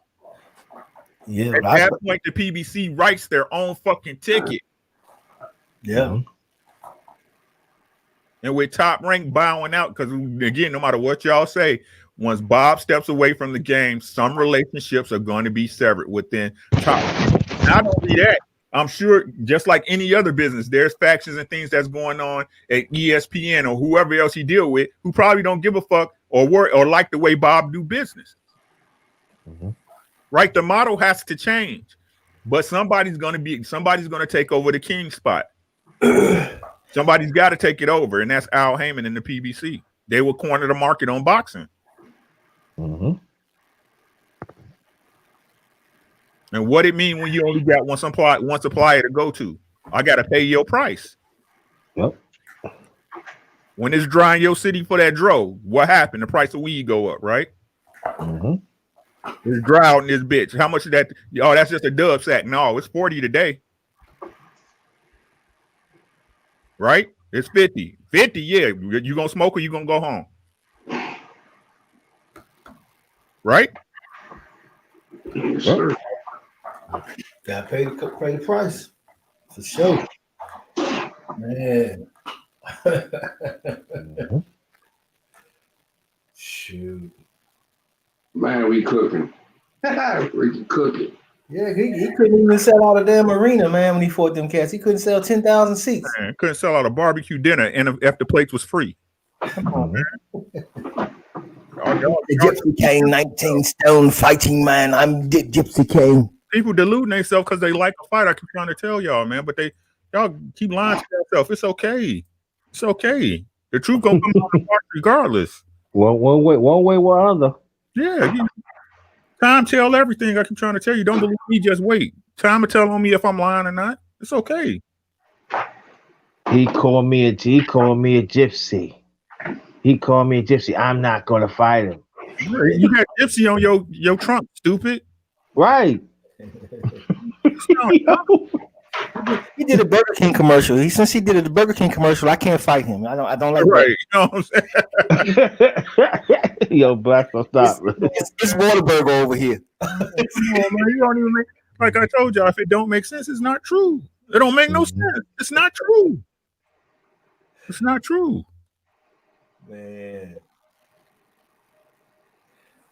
Man, they got a lot of fans at this daggone stadium here in what was it? The Packers, the Milwaukee. A lot of fans in the stands, man. I thought they wasn't allowing people too much to get in there. Oh, Wisconsin pretty much open, bro. Yeah. They looking pretty good. They're gonna make some money in that sucker today. It's not like that. They don't give a fuck what the rest of the country doing, man. Wisconsin getting their money right now. Wisconsin getting their money. Dallas, Texas, Houston. Now I'm telling you, if y'all want to get, if y'all looking to travel and get away from your, go to Dallas, man. Dallas still popping, bro. Yes, Dallas popping. I'm telling you, we was down there about 2 months ago. We had a good ass time. Me and my wife did a staycation. Went down there for a weekend. We had a good ass time, man. Yeah, okay. Man. I'm over here in H-Town, bro. Next time we hit the H, bro, the same thing. Yeah.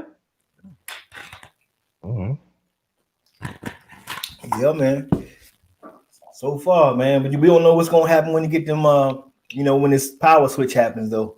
Yeah, man. But like I said, that's the whole thing, man. People don't understand what's going on, man. They on some other stuff, man. They ain't on this stuff, man. This is all by design. Sure live. Ain't none of this.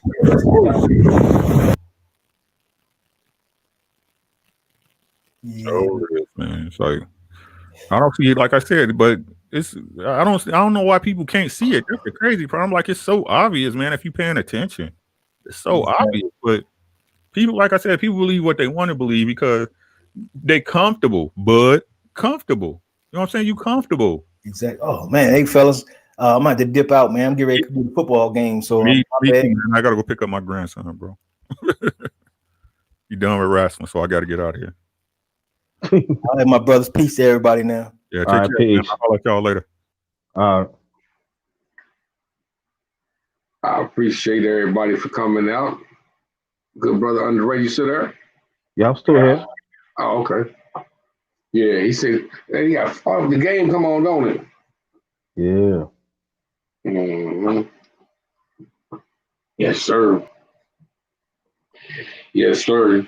You got anything? You got any words you want to say? You want to still keep cooking? Man, I cook a little something, man. Yo, that 30 million, man. Don't believe that, man. Furry, he's still running, man. He's a scary cat, man. He knows that he's not he knows his sleeping habits is going to be ending soon. So I'm just saying, yo, man, just listen to us, man. Listen to Basement Boxing Talk. Listen to Black Star Sports TV. Listen to Brother Ricky. Listen to Clarence McClain, man. Listen to us, man. We bringing you the truth, man. Don't listen to this old media, man. They lying, man. They gonna do whatever they can to get to that to have to take up for they cheap champs. You know. So what we gotta do, we gotta promote real fighters, real fights. We gotta push it. So that's what it is, man. We the new real media, man. We it. Remember that. It's power. We have power. So we gotta push it, man. Because I'm tired. I'm really sick and tired of Ryan Garcia, man. I want his block to get knocked off. Right. You want to be a grown man? Yeah, I'm saying you want to. You know, say you know how it is, and you want to roll with the grown ones. This way it's all at. Roll with the grown ones. I want his block knocked off. I want Golden Boy to be to be gone. Gonna happen, Right. man. Today, cause that's their meal ticket right there. That's their meal ticket. Get knocked off. Yes. Mm-hmm. So Ryan, I hope you listening. Hope you listen to us. You want that smoke? Sign that contract. And I hope that you have a pretty good coverage because you're going to need it.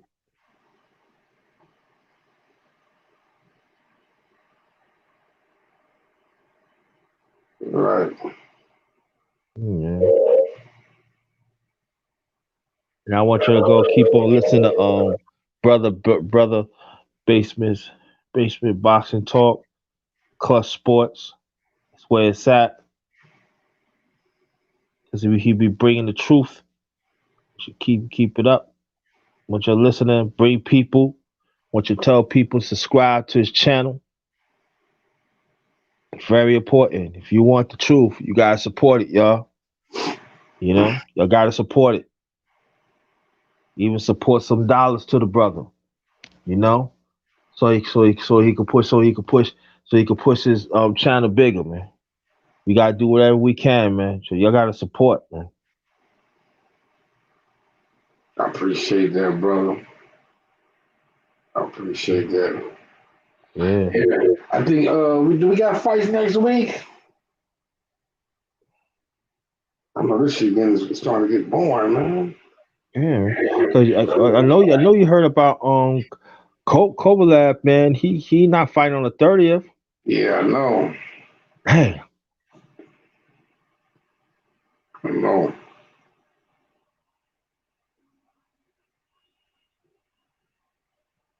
Yo, I just what just came up? What? Promotion done deal. Anthony Joshua, Tyson Fury heavyweight title fight. What? I see it on ESPN. Yup, it just popped up.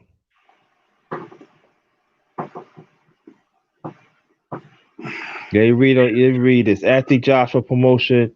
Eddie Hearn said a deal for the world heavyweight champion to meet Tyson Fury in an undisputed world heavyweight title about this year is all but done, with the venue in the Middle East a front runner to host it. Joshua beat Bulgarian Cobra Republic. We already know that last month to retain his IBF, WBO, WBA titles to set up a prospect of a mouth-watering clash with fellow Britain Ferry, who holds the WBA belt. The deal is done, really, without being signed, Hearn told the Times. The financial element of the deal are done. We're talking through broadcast situations. Only thing really now is to paper it. It's when you paper a deal like that, it goes back forward 15 times before every single letter is approved. Furry had not fought since beating. We ain't gonna read. I ain't gonna read that part. It's cheating. All right. Hearn said Joshua and Furry will face off 2 fights, with the first likely being the Middle East later this year, and hopes to bring the rematch back to Britain. The Middle East will be aggressive and will be front runners to this. To this stage, this fight, you need a significant government support. You need someone who is staging this fight as a statement for their country, Hearn added. It's like I like it. The rematch to be in the United Kingdom. Where? Millennium Stadium.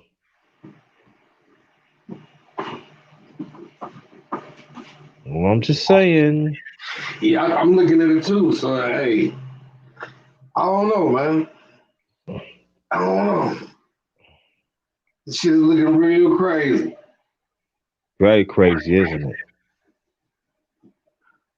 1 minute they got us thinking, that the arbitration going on with Wilder. Right. Yeah. And then we gonna possibly get the Wilder Fury 3. Mm-hmm. But then hey, like I say, this is ESPN who did this post this, but hey, just to let you know, if this fight don't happen, ESPN some lying motherfuckers. Yeah. Well, I said it to you right now. Then I'm I just you got it? I'm looking at it myself too. See, that's what I was reading. I said, what? I was like, what the fuck are they talking about? Yeah. So my thing is, if ESPN, if this fight don't happen, oh man, I'm gonna call Max Kellerman. Actually, no, I'm about to look at the writer who wrote this.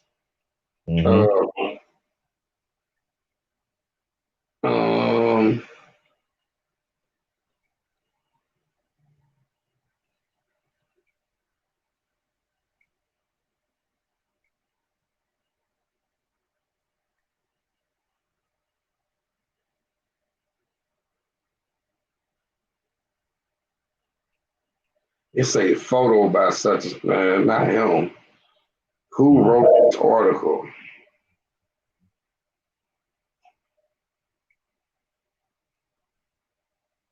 It don't even say. Nope, don't. They think they so slick. You see that? They say, you supposed to write an article. You supposed to put a name to that. See, they don't want to put no name, man. They sit up there and said where they got Eddie Hearn's picture from. But right.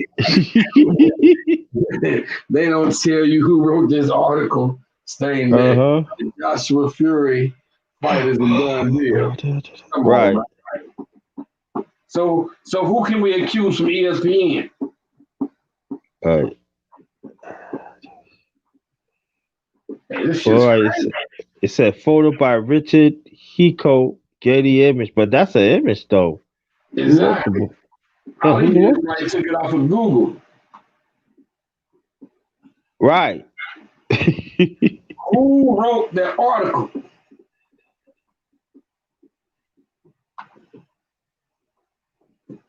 That's what we want to know. Right.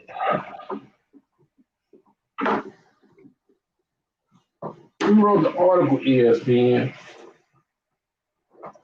This is breaking news. Because we just sit up here and cook for 2 hours, 30 minutes. And you mean to say that we cooked for nothing? Right.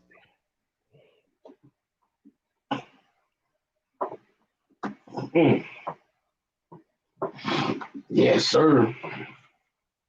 And this is dumb. This is done by ESPN. You know when y'all put stuff out, y'all put a name on it. Now all of a sudden y'all don't want to put no name. You just want to put an image, man. Come on now. Yeah, that's what I'm saying. Come on. Yes, sir. Smash that like button. Lit it up, y'all. Come on, y'all. Lit that thing, lit it up, man. Basement, give me some game, man. Come on, man. Give me some truth, man. Hey, Man, come on. we've been dropping jewels all day. We done broke down Don King, how he about to make the money. We telling you that Bob Arum ain't about to pay no money. Eddie Hearn ain't got no money. None money. How you got no money, but you making deals? Yo, this shit is crazy. ESPN, y'all gotta explain. ESPN, you gotta explain yourselves, man. Let me go. Let me go to Maybe I'll go to ESPN. Maybe let's see.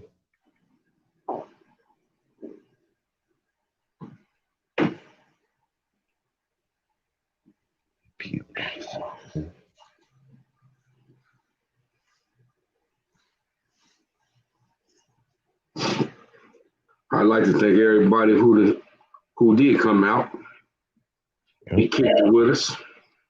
It's been lovely. Okay.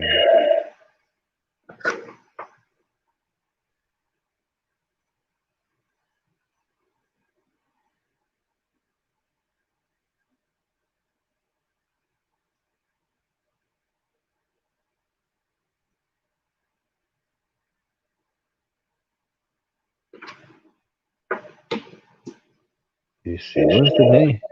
Where's the name at? I don't see it. Hey,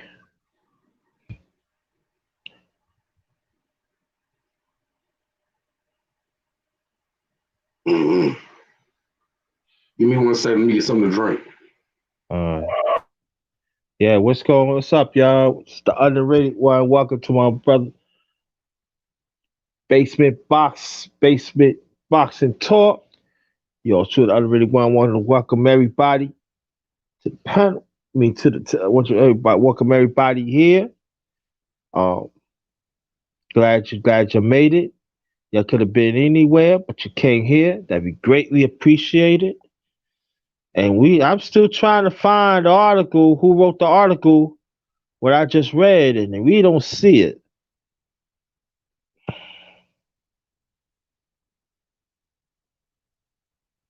It seems to me they don't want to put the name on this article.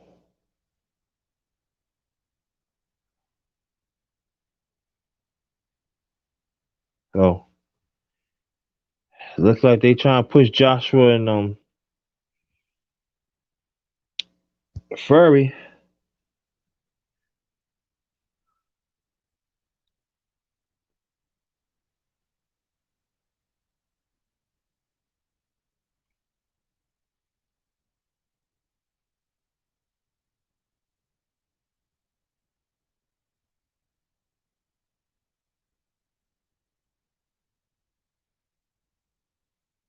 Yeah. See what else? Let's see what else going on. What's going on?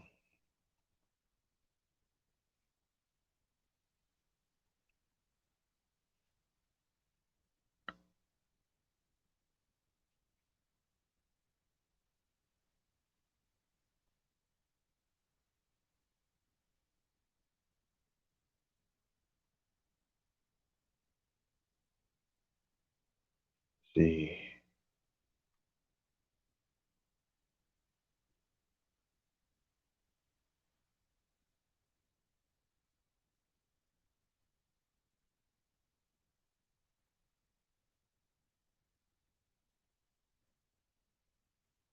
See what's going on.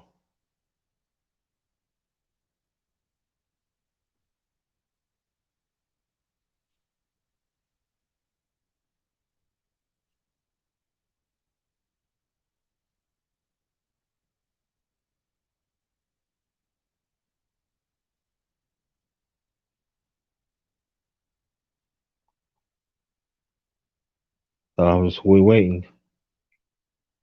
Yes, we don't see nothing, family. We don't see nothing.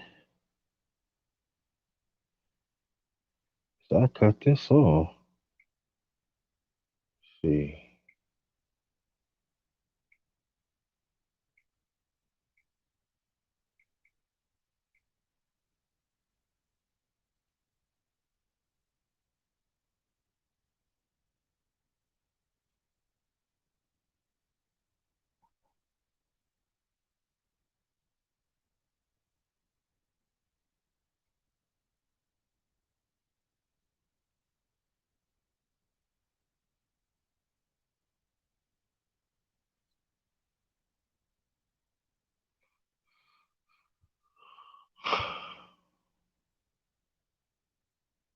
So I'm waiting till basement come back. Glad everybody showed up.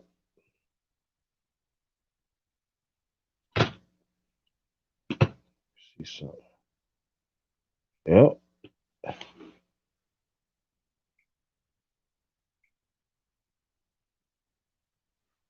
I want you to go subscribe to my channel, Underrated Darkness. I got different stuff coming on. I did an underrated box talk a few days ago. I want you to check that out. Also, I did a video about Jackie McClellan. She referred to Kyrie Irving's property. I want y'all to check that out. Also, I forgot, check out Clarence McLean too. Also, he had No Duck Down podcast that he's on Facebook, but soon he'll be on YouTube. Want you to check the brother out too, Clarence McLean, No Duck Zone podcast. Want y'all go check it out. Check him out.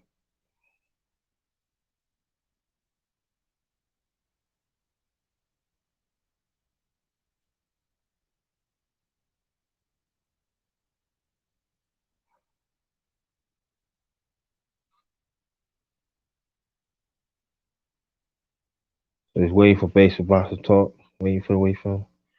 I hope everybody's doing okay. It's crazy out here. When so everybody be safe.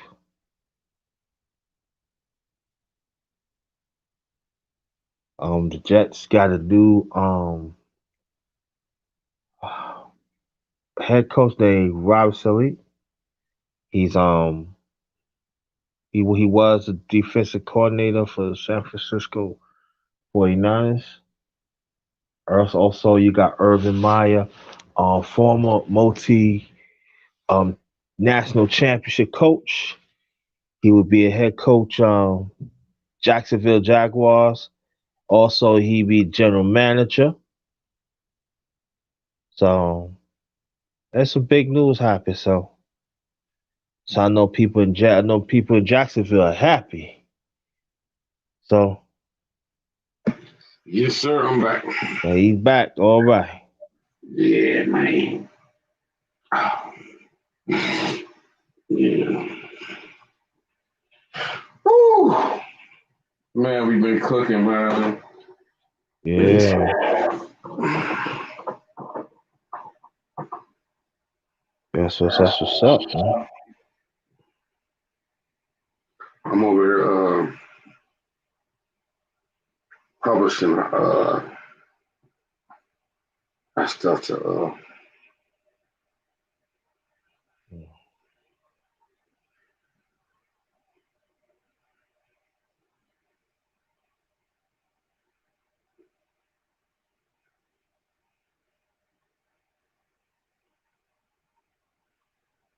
today the 16th. Today's 15th, right? Today the 16th. Oh, say 16th. Yeah, you're right. Day 16. Damn, 4 more days. New president.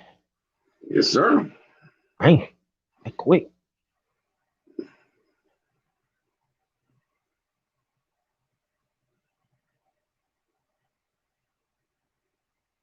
Adrian Broner look good. Yeah, you do.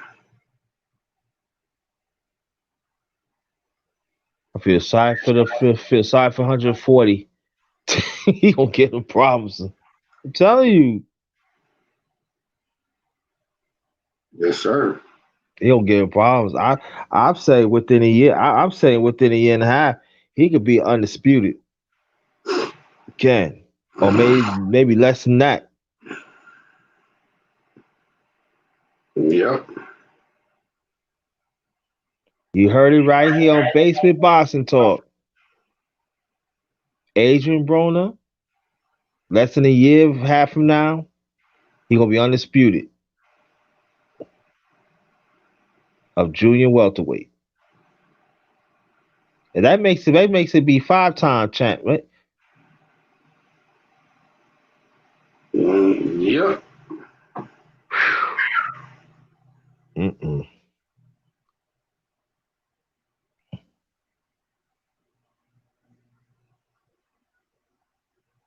Tell you that was gonna happen. Did I say? Yeah, I already talk about Kovalev. Man, he's stupid.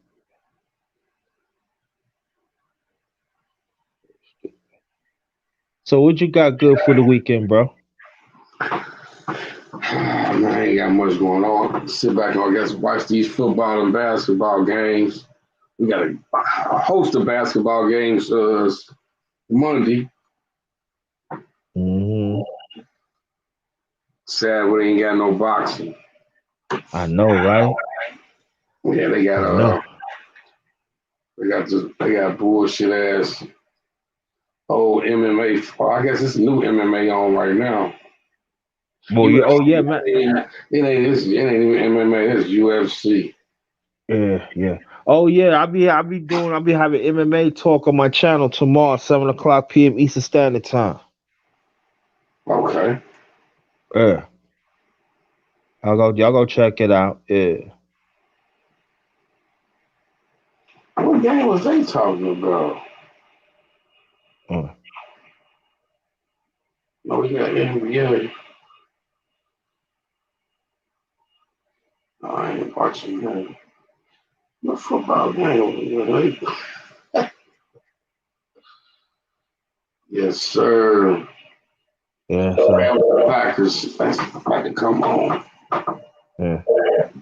Who you got today in them games, man? I like the Packers. Oh, Packers, okay. I like the Packers. What about you?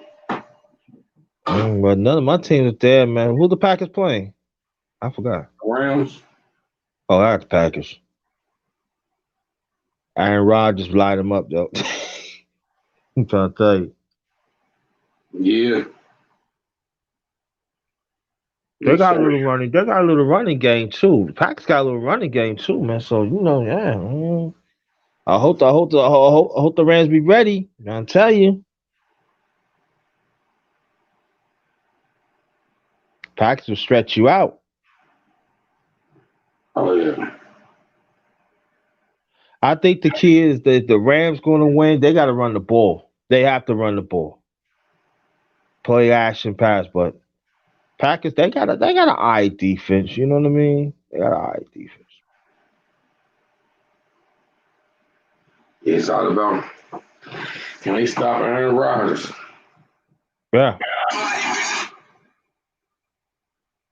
Yeah, I'm telling you. Yeah, that I think the one thing that I would say is that if the Packers offensive line could hold up the rushes of the Rams, Packers win it. But if they don't, because I forgot about it. Yo, Rams got some rushes, man. Yes, they do. They got especially you got Aaron, especially you got Donald and the rest of them. Yo, they ain't no joke. They put them in different spots too. They gotta hold them up though. You know what I mean? If they don't, it's gonna be a long day for the Packers. But I pick the Packers though. Packers. I feel Packers got more weapons on offense than the Rams do. Right. And also, Rodgers could rush for some yards too. You know what I mean? That will open up too. So I pick Rodgers. I pick it. I'm not gonna say it's gonna be a blowout. I said but they beat them by 6 or 7. I think it's gonna be close.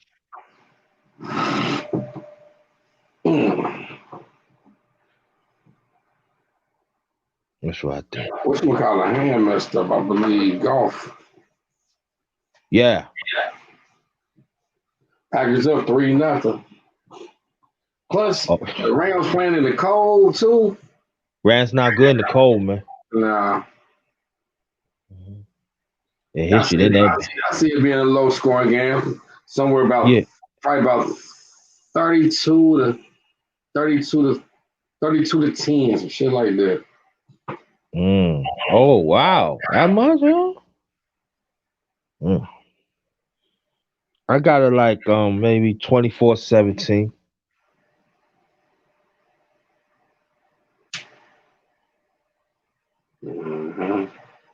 That's what I got. I think it's gonna be some field goals be kicking. That's what I think. I think it's gonna be about field position.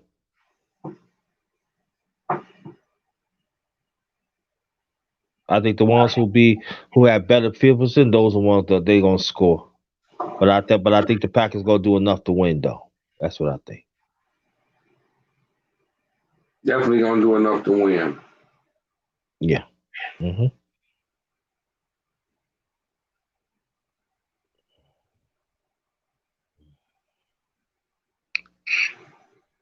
They're definitely gonna do enough to win. Mm-hmm.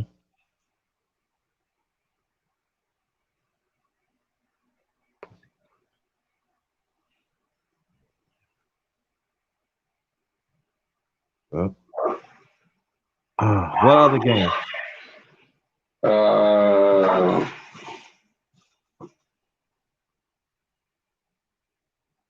Let's see.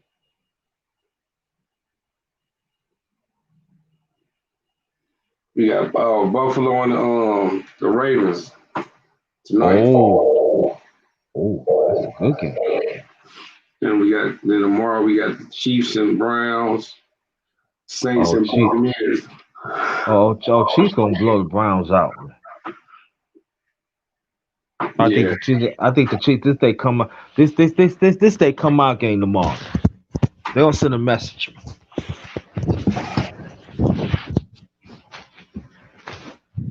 All I can say that if Kansas City fix their defense, it's gonna be a blowout.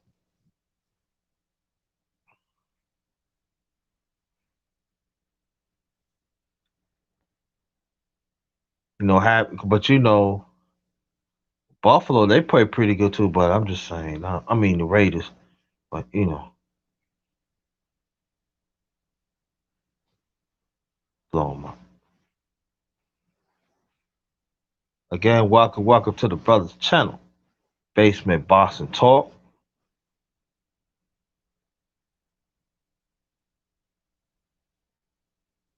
Pay attention to the brother. Yeah. Hope everybody's all right. Please travel. If y'all travel to the destination or home, please travel in groups. There's a lot of craziness has happened. Please, please, please. Protect yourselves at all times. Because, we want everybody to be safe out there. Yes, sir. Hey, man. So who you got for the Super Bowl?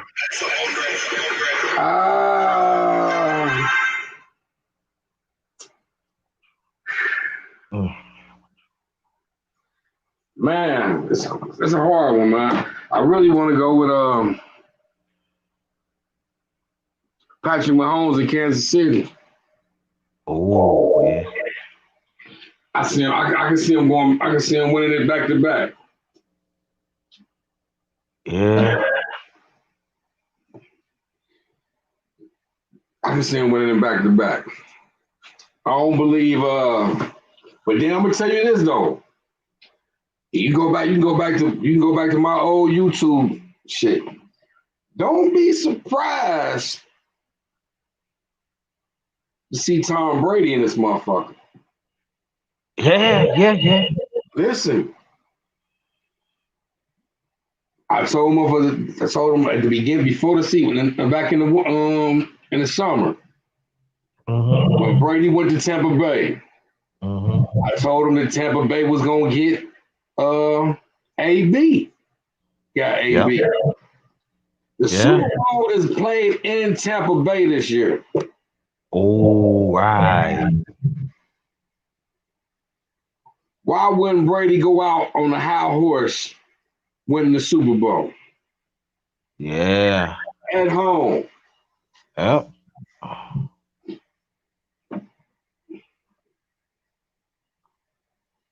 Yep. That's yeah. Do you see that? Do you see that Super Bowl is going to be close? I don't know. I can't even say that. I can't even say right now. But there's gonna be some shit if Brady get in that Super Bowl. Brady, Yeah. if Tampa Bay get in that Super Bowl, he winning it.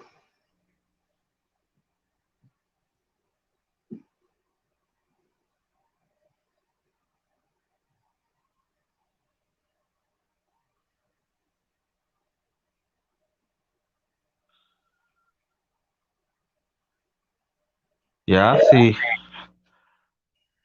I see that's gonna be a close game.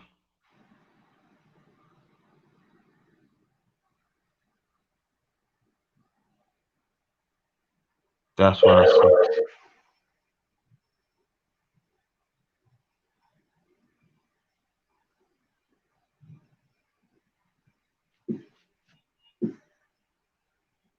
Yeah.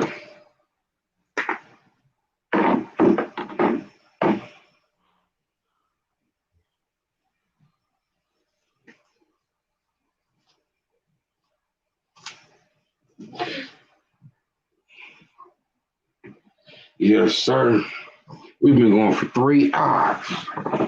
Dang. I'm gonna get up off of here and get me something to eat. All right, dog. It's been wonderful. I salute everybody who's been here. I thank my brother, underrated one, the number one grinder, for coming through, chopping it up with the brother Basement Boxing Talk. As usual, salute to everybody in the chat. Mike 202, Gary Walker, everybody that was in here. Black Star Sports TV, Clarence McClain, good brother Ricky Williams. I pass the mic to you, my brother, underrated. I just want to say thanks for everything, bro. Always. Appreciate you, brother. Yep. Hey, when you going back on? It's tomorrow night, man, 7:00 p.m. Eastern Standard Time. MMA talk. Check my man Black Star. My brother underrated out on the MMA side. Yeah, then next week, man, hopefully, guys, when I be back with the underrated boxing talk. You won't believe this, bro. Number 11. Number 11. Yup. That's what's good. Yeah, you same brothers that you see on the panel, yo, those are the same brothers gonna be on here, man. We gonna cook some more stuff, man. Basement got some stuff, man. You know, we got some stuff, we got some more cooking, man. So that's gonna be, support us, man. We coming, man. We coming. Hey, I like to say I appreciate everybody for coming out once again and supporting the brother Basement. And it's been love, been real. Until next week, next same time, same place. Peace. Peace.